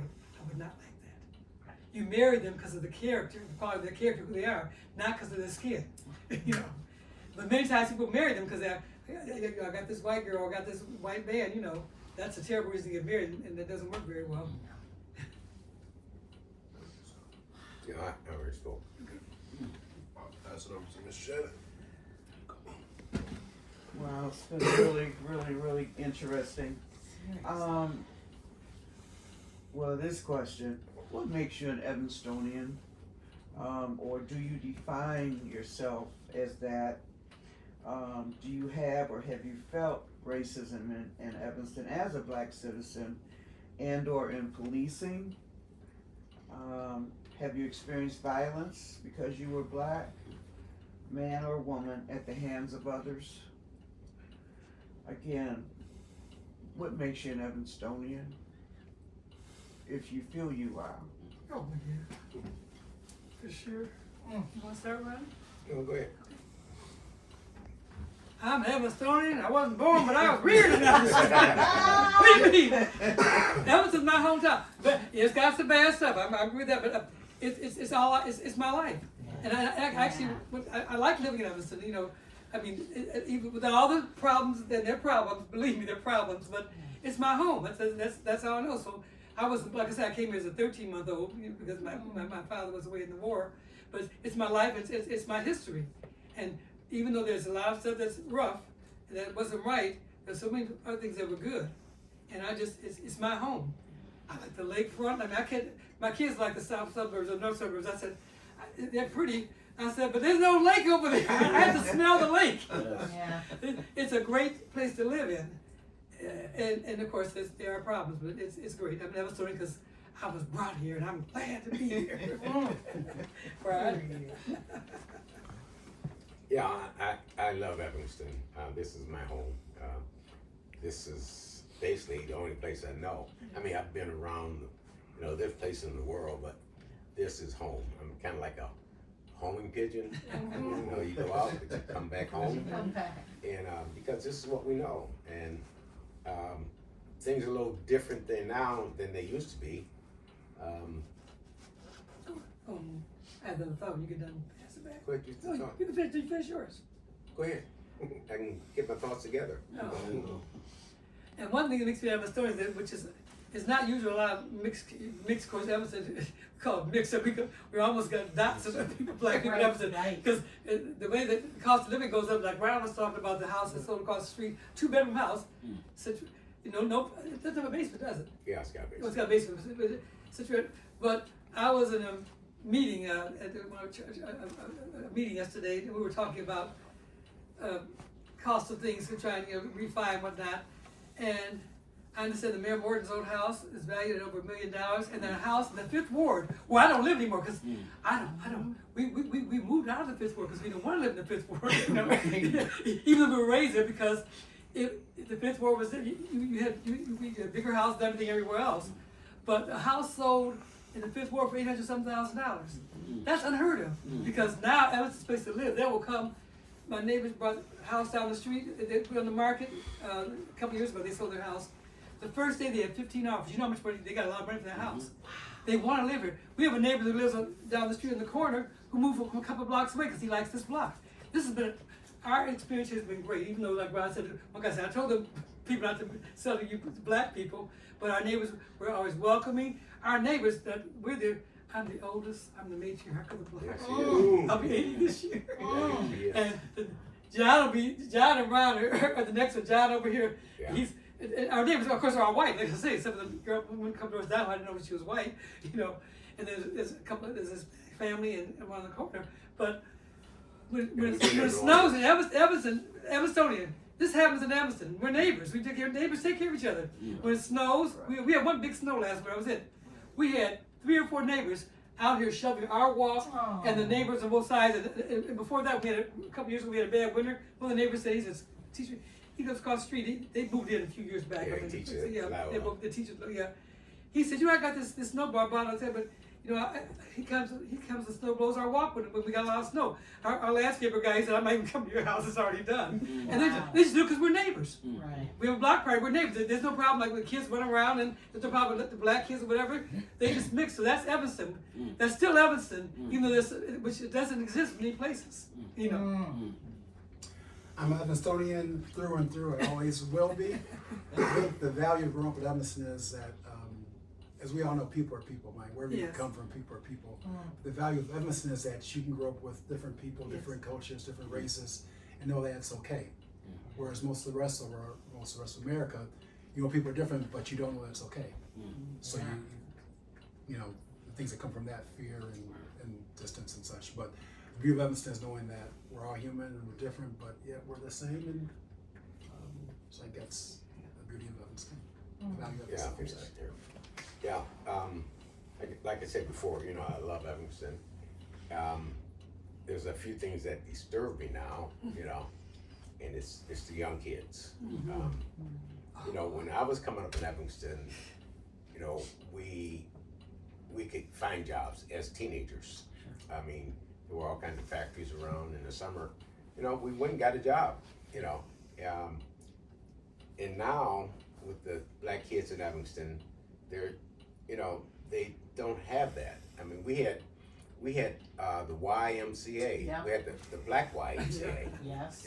Where you go and it didn't cost you that much. It didn't cost you at all. To swim or to play in the gym. Now, if you go to the YMCA now that we have, it costs you. I guess they have scholarships and stuff. But I've been looking at some of these black kids and. They'll come up to McDonald's to hang out, and now some people call them disturbing because some black kids get loud. But I said, you know, when I was a kid, I mean, I was loud, but I was controlled loud. You know, I have this saying that when I played football in Evanston, the coach asks you to jump, and you ask him, "How high, coach?" A kid now, if the coach asks him to jump, he said, "For what?" You know, it's a different attitude. You know, and I'm from the old school. You know, when adults were in the room, you left the room when they start talking. You didn't involve yourself in an adult's conversation. You left the room. You know, I remember when TV came around. You know, I mean, it was kind of new when I was young, and certain movies, we had to walk out of the room. And I said, "For what? It's just a movie," but still, you know. And we were taught to not talk back to adults. You better not call. I mean, if Mrs. Susie down the street said you did something, you did it, and you deny it. You say you calling her a liar. You know, you get another whooping. You know, you didn't do that, and you know, and it didn't hurt us. Whippings didn't hurt us here in Evanston. It didn't hurt us at all. But now, since the government's gotten into our homes, you can't whip your kids. It's, you know, if you don't whip a kid, you don't love them. You know, I mean, that shows your love because you're teaching them. You loved a lot. Yeah.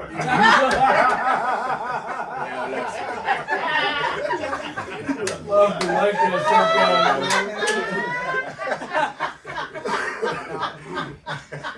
And now, if you don't discipline them, it means you don't care. Right. You know, so, but now things are different. I mean, I've been over around McDonald's where a kid would act up and the security guard said, "Well, I can't touch the kid." The police will come in and say, "I can't touch him because he knows his rights. He's got rights now." You know, you put your hands on him, that's an assault. You know, I mean, when I was coming up, your parents, if you were acting up, they snatch you. Or they whip you right there in school, you know? So those it's different now in Evanston than it used to be, you know? And I can't say it's a good thing, but with things like this, you know, you're getting more things out. You're getting people, you know, to understand that, you know, we need something for these kids, for the youth. You know, we need summer employment. I always was taught that idle mind is dangerous. You know, it'll get you in trouble.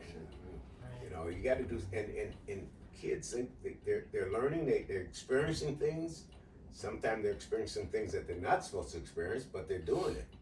You know, so times are different now than when I was raising my son.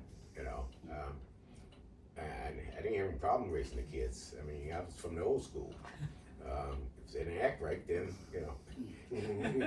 I remember when Joe and Chris and Ron and us act up, I sent them into the washroom and I just put the belt on the door.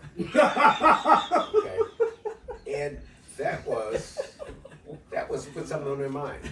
I said, now think about what you did wrong. You know, and you know, when I was in the service, I was always taught, if you want a trooper to act right, you take something away that he likes. Okay? With my oldest son, when he acted up, I took like cars and stuff away from him. He couldn't drive this. And with my daughter, I took the phone away from her. Well, with Joey, it was kind of hard. You send him up to the room, he'd check out a book and read. You know? I deal with that right now. Yeah. You take the books away. Yeah. And it was hard with Joe because, you know, he's his own person. He likes to read. Yeah, like to read. Sorry to interrupt. I No just wanted to Oh. stop by and drop these for you. gosh, oh, thank That'd be you. great. I was gonna go buy Thank you. That's okay. Take care. Thank you so much, Shirley. She's our accountant. Yeah, Joe was there. He's our Yeah. director of Yeah. operations. Yeah, Wow, yeah. Joe was hard. He liked to read. He couldn't punch He it. liked to read and stuff like that, and you know, and he got involved in different things in the community, but he you know, I wanted to teach Joe how to work on cars and stuff. He wasn't interested. You know, he wanted to read. You know, I mean, that's why he's in education. That's right. And if we can Of course. get young folks to, well, I know a lot of them right now. They're violent or not violent, but you know they have their own way of thinking about society now. You know, we can get them to, you know, a positive way of thinking, but that's Evanston, and I'm pretty sure with groups like this, it's going to make things better for them. Yes. You know, better for them. I know your hands are tied so much. You know, you're going to do so much, but with the lawyers and things like that, that's a big thing. You know, luckily I didn't need a lawyer coming up because I was a good kid. Well, I was a little bully. Well, in school, you know, by being a black guy and a football player and all this, you know, Yeah. we were a little intimidating at times. Yes, yeah. And I got in trouble because I was soliciting. You know, Tell what you were doing. my principal lived down the street from me, Mr. I forget his name. Yeah. Anyway, and you know, I'd come up to you a white guy, and say, "Hey man, give me a quarter," stuff like that. You know, and now I wasn't gonna hurt you or nothing. You would think that I would, so you give me a quarter. You know? Yeah, I mean that was normal. You know, we didn't get. Excuse me, we didn't get an allowance, so you know. I know you had money. And you got an allowance, and you had money, and you know, say, man, you know. Well, this one particular guy, he had a coin. I like coins. And he had a coin that I liked. And I said, hey man, give me that coin. He said, okay, I'll give it to you. I'll give it to you later on or whatever. And he went to the principal. And the principal called me in the office. He said, Ron, he said, you know, soliciting is illegal. You know, soliciting, what are you talking about? I just asked for a quarter. I asked for a coin, but, you know, That's a totally different thing. yeah, and then I thought he's gonna tell my mother because he lived in the neighborhood, but he didn't. And but growing up in Evanston, I enjoyed it. All the ups and downs and all this and that. It's still a good place. It's a good place to raise kids. You know. Tell me, Mr. Palmer, what he did with you guys. Yeah, well, the high school has so much to offer, and my kids took advantage of it. Yes. You know, I mean, you know, National Merit Commended Student. You know, both my sons were. You know, we had a gentleman in Evanston. His name was Mr. Palmer, and we used to hang out on a corner. Just there's a rock over there on Pittner or Greenwood. We used to be sitting on the rock thinking about things to get into. You know, and he saw us sitting there, and he walked over and said, "Hey, you know, I'm opening up my basement to you guys." You know, and then we formed a club. It was called the Letterman's Club. And you know, and a lot of guys thought that being a Letterman, the name of the Letterman's Club, you had to be a Letterman to join. And we were all athletes, but that wasn't the case. Anybody could join, but we just happened to attract athletes. And he taught us. In fact, he taught us when we sat down to eat at the table, say Lord's Prayer. That's how I learned the Lord's Prayer, Mr. Palmer. Wow. And you know, football games when we were younger, and he takes the football games for the older kids, and we would go and watch them play. And in fact, kind of instilled in me to kind of teach. Is Pop Warner Football League that you have now? Yeah. Okay, well, me and my friend started Pop Warner. He lived on that side of Dempster. I lived on this side of Dempster. And we all got together. We said, hey, we said, well, let's challenge each other. And so we got our football teams together, our guys together, and we went over to Boatwood Park. That's Crown Center now. Right. And we had a football game from that side of Dempster against this side. And from that, the Y, I think they had a football team after that. Pop Warner Football League, and then the High Ridge started a league, you know. But Sidney Kesper and myself, we started that, you know. And so Evanston is great. How was that different for white kids, or was it? No, there was no white kids. It was the black kids, because that's what we were around at the time. You know? Or was it because they had resources, possibly, Oh, they did. to do? Either white, Yeah. white, yeah, they had To do. Exactly. yeah, you know, Their they line had, didn't get shut down. yeah, you know, they got uniforms and stuff. Totally. You know? We just a bunch of guys, a couple older guys getting a bunch of younger guys together, and let's say who's the baddest, you know, you know. My Tide won anyway, so. Just FYI. My brother was quarterback. So, you know, it was great. Anything else? Hope we're not talking too much. Oh my God, No. no! Jesus Christ, this is so good. Amazing. Oh, this is juicy. Considering your experience in Evanston, would you trade it for another? Or why not? How did your Evanston experience prepare you? Or did it prepare you for the world, which I think is just a fantastic question. I thought I prepared you for the world. That's a different world, darling. Thank you. Okay. Okay. I love this. Right? I mean, How did Evanston, would I consider living anywhere else? I wouldn't mind having experience of living in the black culture in the South and whatnot, but no, Evanston is my hometown.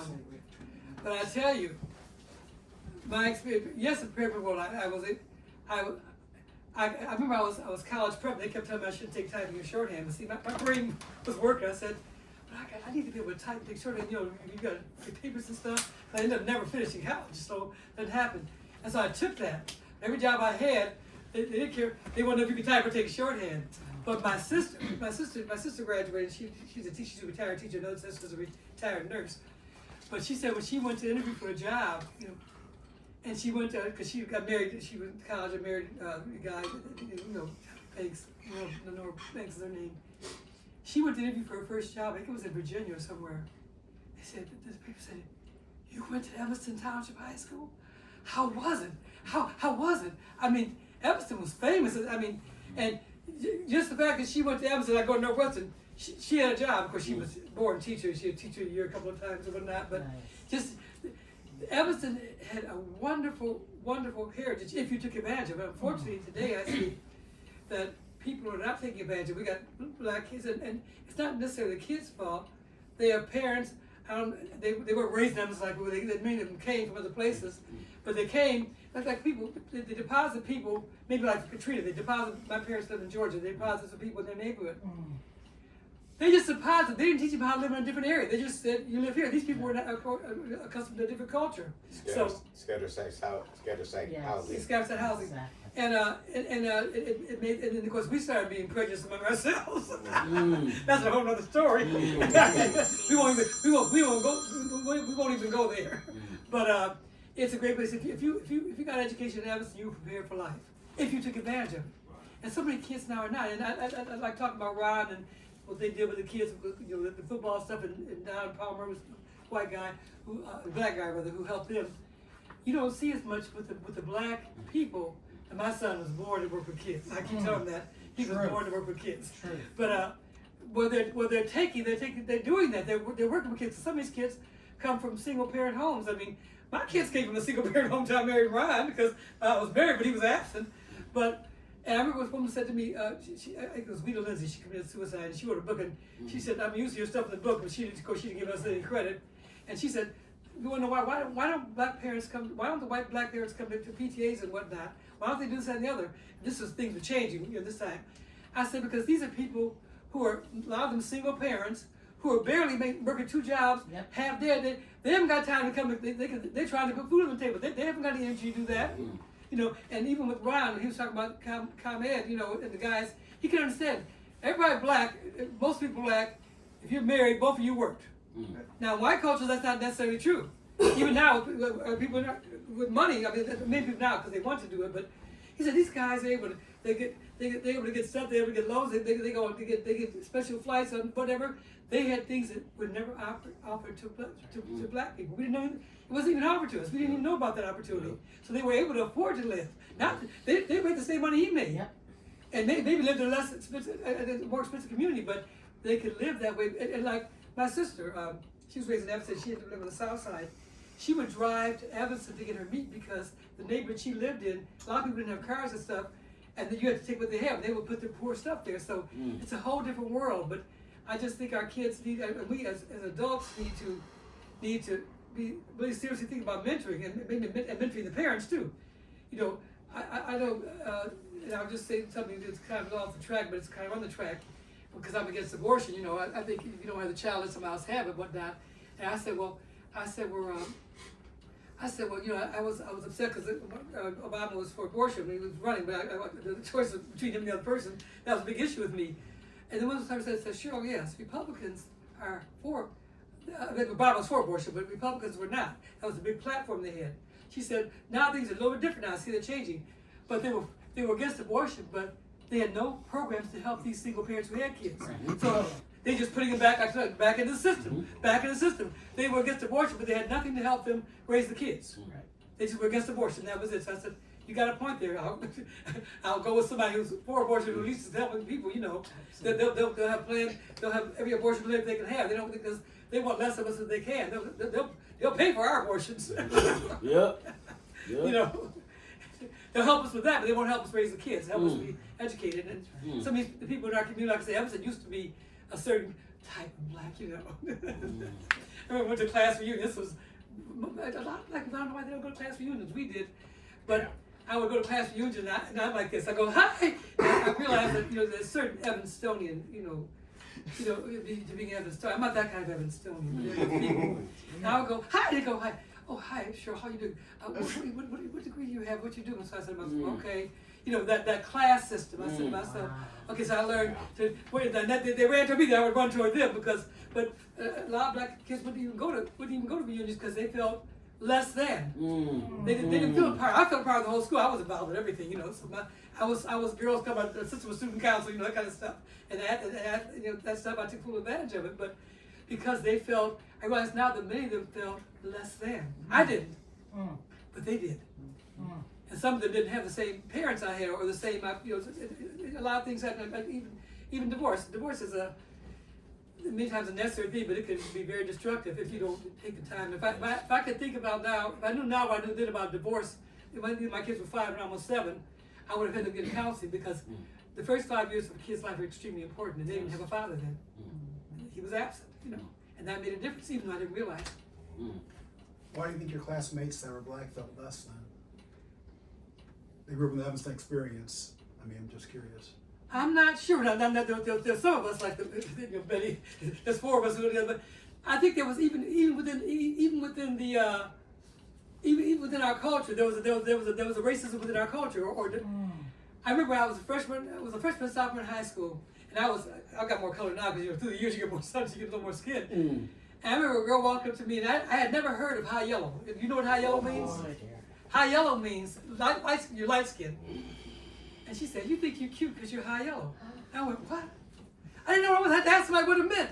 But it was a racial, because just like when affirmative action happened, when they first started, I'm not talking about just Evanston, in the whole country, they find the blackest person they could get. I tried to have a dark child, but then they realized they didn't care about the quality of the person, like Ron said. They only cared about having a black person there. Like the people in Evanston, they let them get away instead of mentoring those people they hit and saying you can't do this or not, they let them get away with it, and then took away their opportunity to get a pension. But there was that thing, and then they finally started hiring people. I got recruited for my job, and a guy across the street would give me a ride. And then I couldn't get away. He said, "You got a ride yet, Cheryl?" I said, because he had changed shifts, and he asked Ron. That's how we got together. You know, I started knowing him. He's the first guy that was with the kids. Most guys, I used to have 2 dates because I was divorced. After the second date, if I was not appreciative, I didn't see them anymore. So, Ron, here's a zoo, what? Huh? You know, so he was a real man. Yeah, right. But I'm saying I think it's because even within our own culture, there's racism too. If you were Evanstorians like Jan and I were, sometimes when other people came in who came from a different environment, now I didn't do that, but they were treated differently. And so and that's probably ingrained for maybe I don't know if it's racism or just that the hierarchy thing. you're better. You're not better. I would guess that there are systems of support in Evanston growing up for differences between blacks Right. and white kids coming Yep. up, and that maybe your classmates that were black, Yes. when they would need something, maybe they didn't get that support. Yep. Whereas the white kids may have gotten that support. Totally. So then down the line, we haven't had the same successes or achievements, then they felt maybe less than. Yeah. Probably because I was smart. You know, if you were smart, you got more attention. If you were, they have all kinds of programs at the high school. Now they have other ones now, but I'm not sure that. Actually, I was talking to someone who used to have the programs. They dropped a lot of their mentoring programs to the high school. That help because if you're smart, you get a lot of attention. But if you weren't smart, you probably just got like my brother-in-law. He got promotionally passed, and that's the worst thing in the world for a black person, especially a black man. Yes. So it probably is that too. But I mean, I never felt that. I just felt proud of everything. Yeah. I remember last reunion I was at, and a girl walked up to me, and of course there was only one table was at the reunion. It was our class was big. I forgot how many it was. My class, 62. And she said, "Sure, I want to thank you for something." I said, "For what?" She said, "When I was in junior high, a black girl came and I guess was threatening her." I said, "Stop that! Leave her alone." She thanked me for that. And I said, "Oh, you're welcome." But I wasn't even accustomed to that. I don't even remember that happening because I didn't see that happen that often. But there's a lot of stuff. And if you're black and you're not, your parents like don't have a good job. If they're domestic or something like that, then they're not as good as if I have a degree. That should. I mean, it's fun for you to have a degree. I'm glad you took advantage of it. But if you're a person, whether you're a janitor, the best janitor you can be, or the best president of the company you can be. But a lot of people don't feel that way. I think it's that concept of give a man a fish, you feed him for a day. Teach him to fish, you feed him for a lifetime. And I think reparations, in Evanston at least, is trying to bridge that gap. That for so long you got fish fed for a day, you have a job till 8 years and you're gone, as opposed to being taught how to be a worker and successful and move up. You know, I mean, I hope this is not off track, but anyway, I have a couple things. One thing, in high school, they had a area up in the second floor, and if you were an excellent student, you got privileges. You had this room that you could go to. I forget what they called it. I forgot it too, but yeah. Well, anyway, I got to go in there because football players got to sit in there on a Friday or Saturday before our games, and that kind of divided the blacks from the whites. That was kind of like white privilege because a lot of the white kids were smart, and the black kids, well, we're making it, With me, I didn't care about school when I was a kid. I used to ditch school. It was in grade school. In fact, Cheryl and I were over by Foster School, and I showed her a place over there, and she wanted to drop some food off over there. And I showed her, I said, there used to be a garage right there. She said, where? I said, right over there. I said, that's where I used to hide and ditch school. I used to go in there, and when the bell rang, I went to that garage, and the other kids went in, because I didn't care about school. And I used to just roam around Evanston, as a little kid. And then another thing, as being older, you have to get things while they're in your mind. Yeah. Or you forget Yes. them. Yes. Or you forget them. Yep. And there's one thing when I went away to college, I was walking down I went to a school out in McCook, Nebraska, and I was walking down the street, and this little white kid, and he was friendly. Hi, nigger. And I said, no. I said, the word is Negro. But see, out there, they've never seen black folks. I didn't realize that. We used to go to a restaurant, and all heads used to turn and stare at us. That's offensive to be stared at. Yes. Well, later on I understood they were staring because they never seen a black person. Okay, and then the only thing they know about a black person is what they read in the newspapers. Yes. And everything is negative. You don't get any good things from newspapers. You turn and then you're anxious. Gonna mess up my train of thought. I'm sorry. So that's one thing that I remember. You talk about racism. A lot of times, it's not understanding, and they've never seen us. All they read is in the newspaper is negative, and they're curious. They, wow, does that rub off or what? You know, I know Cheryl's got a story to tell about rubbing off. Yes, I know do. that's what she's waiting on. Yeah, I won't put the rubbing off because it's my mother's story. Okay. But a lot of times, like I said, the white kids were smart. It wasn't that we weren't smart. It's that our environment was different. Not mine in particular, but they used to do intelligence tests, and black kids didn't score well because they showed them a milkman. The black kids didn't know a milkman. There was no milkman in the neighborhood. Or deuce and a quarter. Yeah, right. And deuce and a quarter is a deuce and a quarter. A white person would know that it was an electric 225. But Right. it was how they were testing us, and nothing to do with our culture or our exposure was. My mother, this is a classic story. My mother worked she was a Mexican, very bright woman. Then eventually went and did some of the things later on, but she was working for years in Kenilworth. In Kenilworth, I found out from my mother, like you see, they say things are happening. Nothing happens. Mother said all kinds of stuff happened in Kenilworth in those suburbs, but they had money, so you never heard about it. Exactly. It's not in the news. Right. But one day, one of the kids and mother to this day, She was working as as a maid. Domestic worker. Domestic work, yeah. And even when my mother died, they came. When my father died, they came because she was like their other mother because their mother had some challenges. But mother was a mother to them in many ways. Well, one day, one of the kids said to her because her name was they couldn't pronounce the name. It says mother's name was Celestine. She said, Celestine, we love you. Celestine, we love you, but why don't you take a bath? Mm-hmm. She's about your color, right, Janet? Yeah, I don't know. Yeah, but she was darker than me. But my mother says, you explain it to them. They didn't know anything about a black person. And the other thing that surprised me, I didn't think about it to recent years. Every time you look at somebody, like if there's they talk about welfare and whatnot, they show you black people. You know there have always been more white people on welfare than black, and that's not a problem. I have no problem with that. If you need it, you have it. But they act like the welfare is only the black people only on welfare. So they're selective in what they do, and a lot of white people think that every black man carries a switchblade and wants to rape a blonde blue-eyed girl. That's not true, but that's what they see on the news. So the question was, will we choose to be an Estonian? Yeah, I appreciate being an Estonian. They prepare me for the world, prepare me for people. Yeah. But I didn't prepare me for the world that wasn't prepared for me. Yeah. Yes. Well, I gotta collect my train of thoughts again. He'll come. Did that was prepare you for the world? In some ways.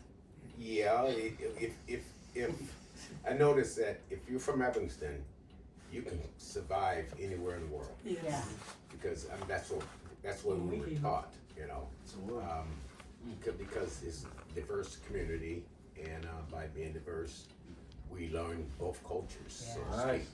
You know, we can go to New York, or we can go to Florida, go to California, and we mix in well, you know. At least I found out I can mix in well with just about anybody. Cheryl was talking about class reunions earlier, and the guys that we went to school with, white guys, they became very successful, became doctors and things like that. I noticed at the reunion, they stood off to themselves.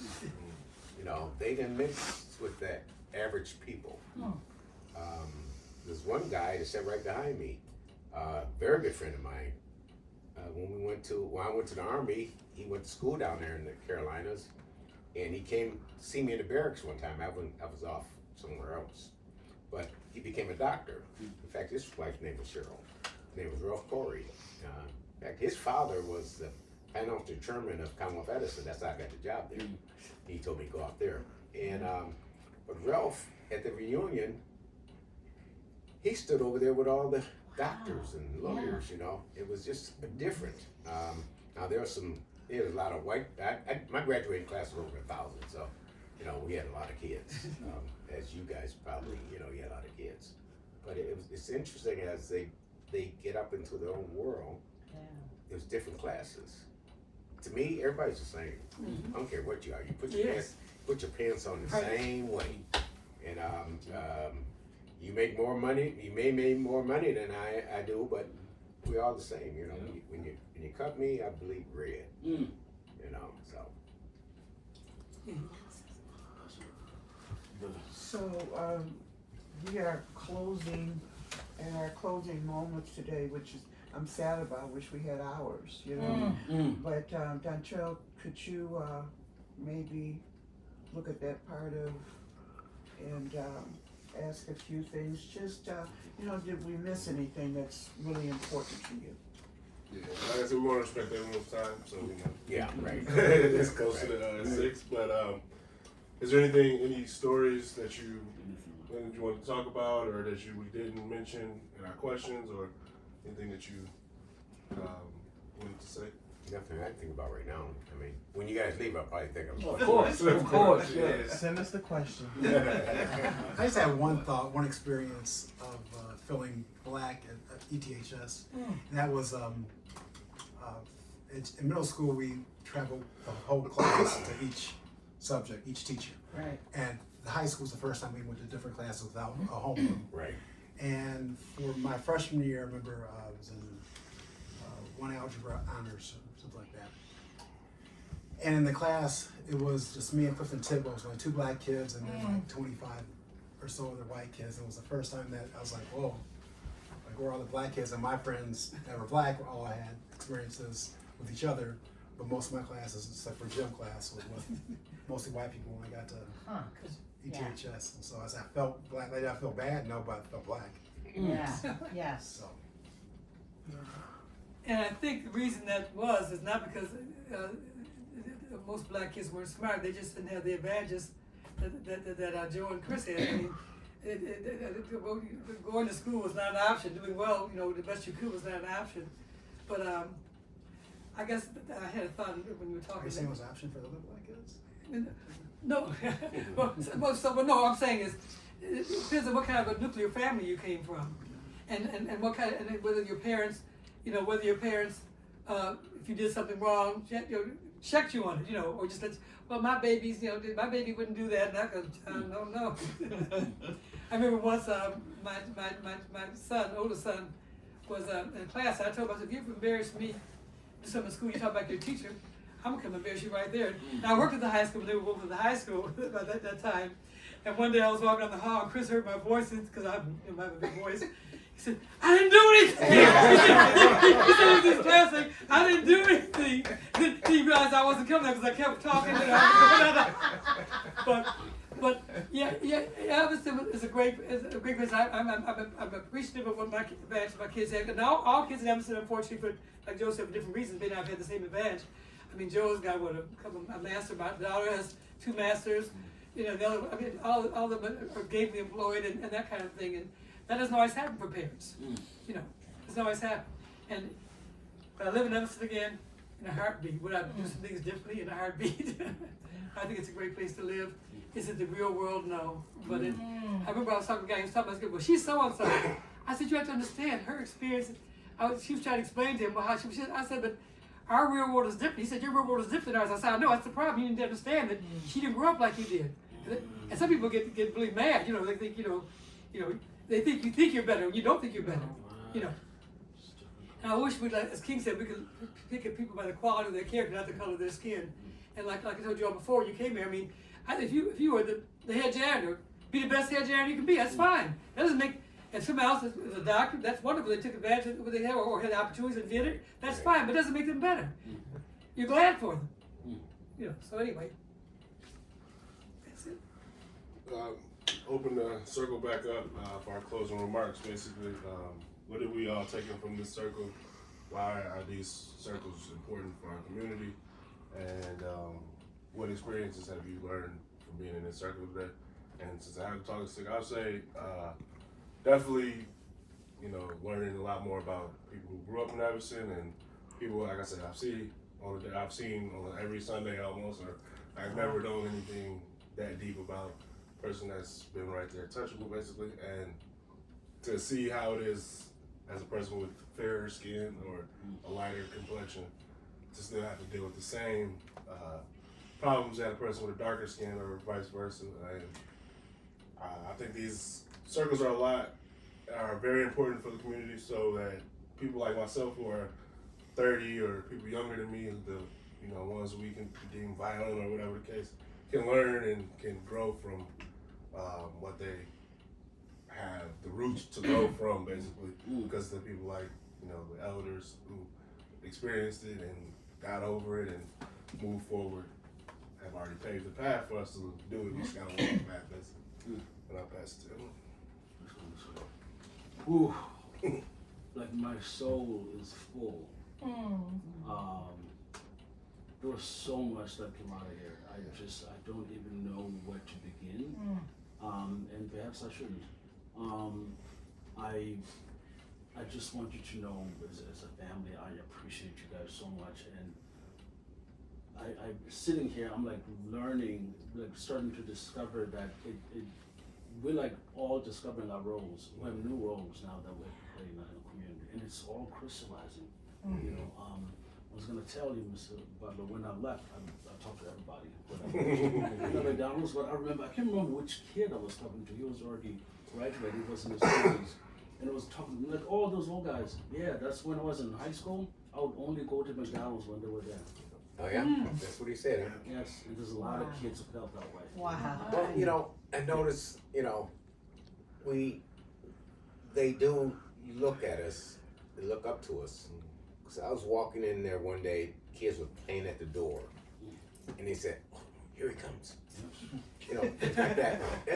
It makes a difference. Yes. So, these are things that, you're learning in your head, but we have to know. And also through the circles, I'm learning that to be known is a safety thing for a kid. When a kid is known by different people, it's actually a safety net. That's what keeps children safe, because the ones that are succeeding the safest, they say the same thing. Yeah. Everybody know me. I couldn't do anything in the neighborhood. So these are important things, and I feel like there's a lot that's coming together here, and these circles definitely need to happen, not because of anything that we know that we're trying to get to, but because they need to happen. But something is going to come out of this. It just feels that way. It feels like a moment. Oh, I'll be last. All right. So okay, we'll just go back that way then. Being in a circle. What's that, Cheryl? I just said being in a circle. Okay, What are you taking away? Take away. Take it away. What did you learn? And are these important for our community? Yes, these are very important for our community. Like I said, especially being the elders, once we go, this information is gone if we don't pass it on. I try to instill in my kids about education, because I was lacking in my education. There's a lot of things that I didn't learn that I should have learned, and one thing is finances. I wish I knew more about finances coming up. But my parents were so busy working that they didn't have time to teach me finances. How to save, what a bank account is. And these things are important. And I tell anybody that starts working, the first thing I say, are you into your 401s or whatever? Save. And I know it's not possible to save, because you got young families. Your money's going here. You don't have time to save money. But if you could, I wish I had saved more. I depend on my wife now, to take care of me. But Even if he had the money, he was still going to depend on you. I'd like to thank everyone for being here and making me feel comfortable and safe in my own home. Even though it's where I grew up at, it's create a safe space. Safe space. These circles are very important, because we don't always know what we don't know. And so when we learn, then we can do. Learn more, you can do more. So thank you for y'all's time and your support, and thanks for teaching me. And I look forward. I want to hear more stories about South Africa. We'll have a day. Then we'll get tonight. Thank you. Your dad can talk. I want to know. Because there's on Facebook, there's a Nina Cabin. I think she's from South Africa. Yes. Yes. She's the so yeah. okay. Let's get real. You just said a Oh, I want to be there. Right? Sorry. I tell you, when Janet first called about the circle, I was kind of like, I don't know if I want to do that. But I go, sure, you know. But I am so grateful that I've been involved in this. It is so necessary because we don't know who we are, and we don't know why we are the way we are, and we don't know why some other people are the way they are. We have a certain judgment. You know, you see somebody look a certain way, whatever. And it's so important for the community for us all to understand each other, and also for us to mentor other people, especially young families coming up, whether they're single parents or married parents, about how to do certain, like I talk about how to budget, how when you have a disagreement with your husband, you don't have to, just things that they may not be getting only because of the culture, because everybody's out trying to do their thing and whatnot, and the American dream, which is a wonderful thing, but the American dream should not be about money. It should be about what money can do for you. Yes, But when you're searching money, of course, I was involved in all kinds of stuff when my kids grew up. You know, didn't I realize that my behind should have been home a lot longer. But I would say my faith has helped me a great deal, growing in my faith through the years as a Christian. But what things that are important. But these circles are important, and people need to understand and know. And people need to get together. Yes. I would be delighted to be involved with something in the future if Great. it'd be helpful to it. But Yes. keep going. It's so necessary. And if nothing else happened out of these circles, but people were able to share how they feel, just release that, which they've had stuck inside for years, not even able to talk about it, to release it. That's worth it all. Oh, thank you. I'm struck by that idea of having it bottled up. I'm really, one of the many things I'm taking away. I've learned so much from you all, but that idea of what does it mean to create a space for our community members to let it out, and the value of that, and don't underestimate that. And then I was just thinking that, and then you just said literally what you just said, and I thought, this is really, and then I think what you, Joe, said about creating a safe space in my own home is really profound to me, and it makes me think about how many Evanstonians feel safe in their own home, and can we help support what that would look like. The full circleness as well I'm taking away is coming back to you to see from whence you've come and how you got to be who you always were, which was just a magnificent black man and man of honor and now and son and father, and you just make so much sense to me. And you were so kind to everyone when we were kids, and when you didn't have to be, when no one was looking, when nobody was counting, when nobody was, putting you on Instagram. You always behaved in a way that it was just. It was that belt on the back. Listen, whatever it was. Love. Whatever it was. Love. I also I feel like I want to say Jerky, to say his name and we loved him very, very much. And he was family to all of us in a lot of ways. So I think the power of this, and then I think about, and one question I keep having is, what do you want from white people, if anything, in this project? Do we need to mess with white people? Do they need to know this? What's my obligation to carry your truth? Because you should not be burdened to tell anybody your truth. You should share it in the context of but I'm wondering, as part of, I don't know, but I'm putting that out there, and because it's your truth and your story, it's your choice. But I'm wondering if there is repair and accountability for white Evanston and all that we have benefited. And just thank you so much. We're at the end, right? Okay. It's a long day. Yeah, I'm just gonna say I can't get my words together. Sorry. Sorry. He ain't want to. He said pass. I've seen that for He years. passing. He's passing this time. He wants to pass. Oh, I remember. You can pass, but Yeah, well, I passed this time. she remembered. I just wanted to say that I'm really grateful to be here and hear these stories. One thing that's really sitting on my mind is who y'all dentists is, because y'all got some really beautiful smiles. I'm not gonna lie, that is toxic, man. I'm not gonna lie. I'll be staring at y'all teeth and like, I think I'm enjoying the family. I'll say something. Grandmother, I guess. Just real quick, I appreciate y'all's story. I didn't grow up in Evanston. I moved out here in 8th grade.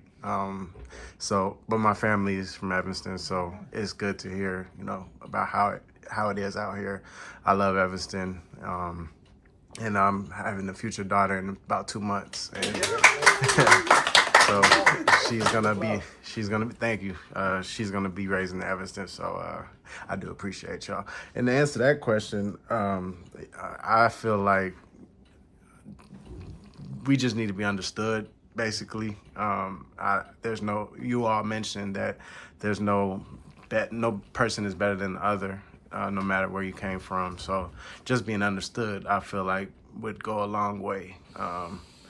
And yeah, that's pretty much all I have to say.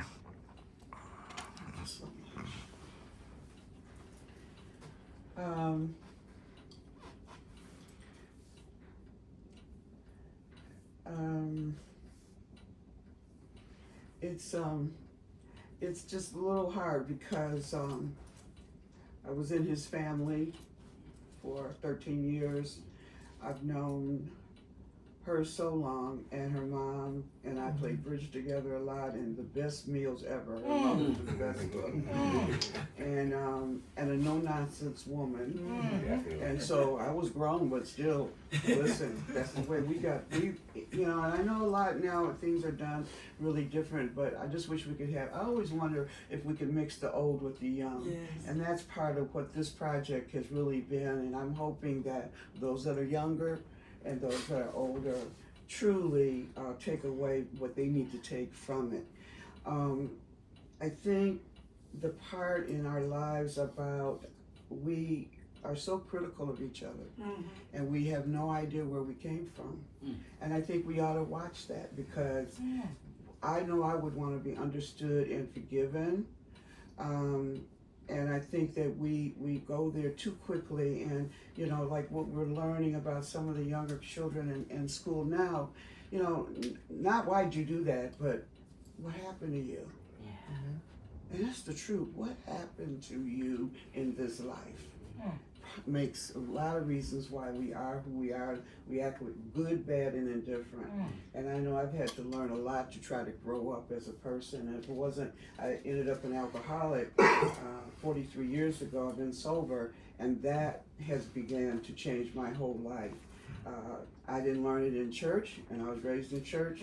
I learned it when I couldn't stop doing something that I wanted to stop, and that's where I found a God of my understanding. So it was so interesting with knowing, because I'm First Church also since 1994, and I've been sick for the last 12 years or so I haven't been going to church but 94.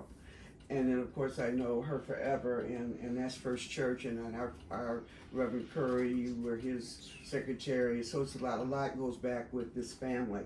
And I'm going to end what I'm saying with bits and pieces, and I just think I'm going to take bits and pieces of all of us here, the way this room felt. I felt a little chill just then when I said that, a little chill when I heard you talk, Dontrell.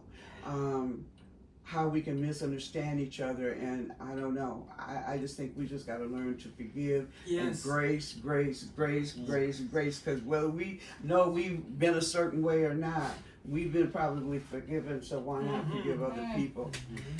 So, bits and pieces. People important to you, people unimportant to you, cross your life, touch it with love and carelessness, and move on.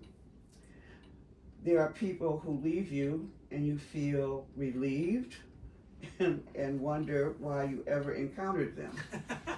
Remember those? There are people who leave you and you breathe a sigh of remorse and wonder why they had to go away and leave such a gaping hole. Oh my God. Children leave parents, friends leave friends, acquaintances move on, people change homes, people grow apart, enemies hate and go on. Friends love and move on. Yes, you think on the many who have moved into lazy memory. You look on those present and you wonder. I believe in God's master plan in lives. He moves people in and out of each other's lives and leaves his mark on the other. You will find you are made up of bits and pieces of all who have ever touched your life. You are more because of it, and you would be less if they had not touched you. Pray God that you accept the bits and pieces in humility and wonder, and never question, and never regret. Author unknown. So we leave you, and we go in peace, and we hope that we meet again in some kind of way, and that what is being done here, I believe, is spiritual in nature. Don't understand it, not gonna touch it, Yes. but I just know that this is, what if we all could circle up and have these kind of experiences of really listening to each other, not thinking about what you're gonna say next or judging because what they're saying, because you've been reminded not to do so. So I would love it, and I'm just hoping that Pastor Dillard hears about this, and that something, we do this with healing with parents who have lost their children through violence, through all kinds of ways. My block club, we are a changing neighborhood. You would never know the neighborhood. She grew up in the 1800 block, I'm in the 1700 block of Leland. You would not believe. And so we had to have a circle up about some of this, because people that are white that are moving in and black people say hi, and then you just walk past me, or you allow your dog to crap on my yard and you don't pick it up, and I ask you to, and you're gonna cuss me out. So what if all of us could really experience this in depth and take that from and be in our lives in a way differently than ever before. So thanks for listening, and hope to see you soon.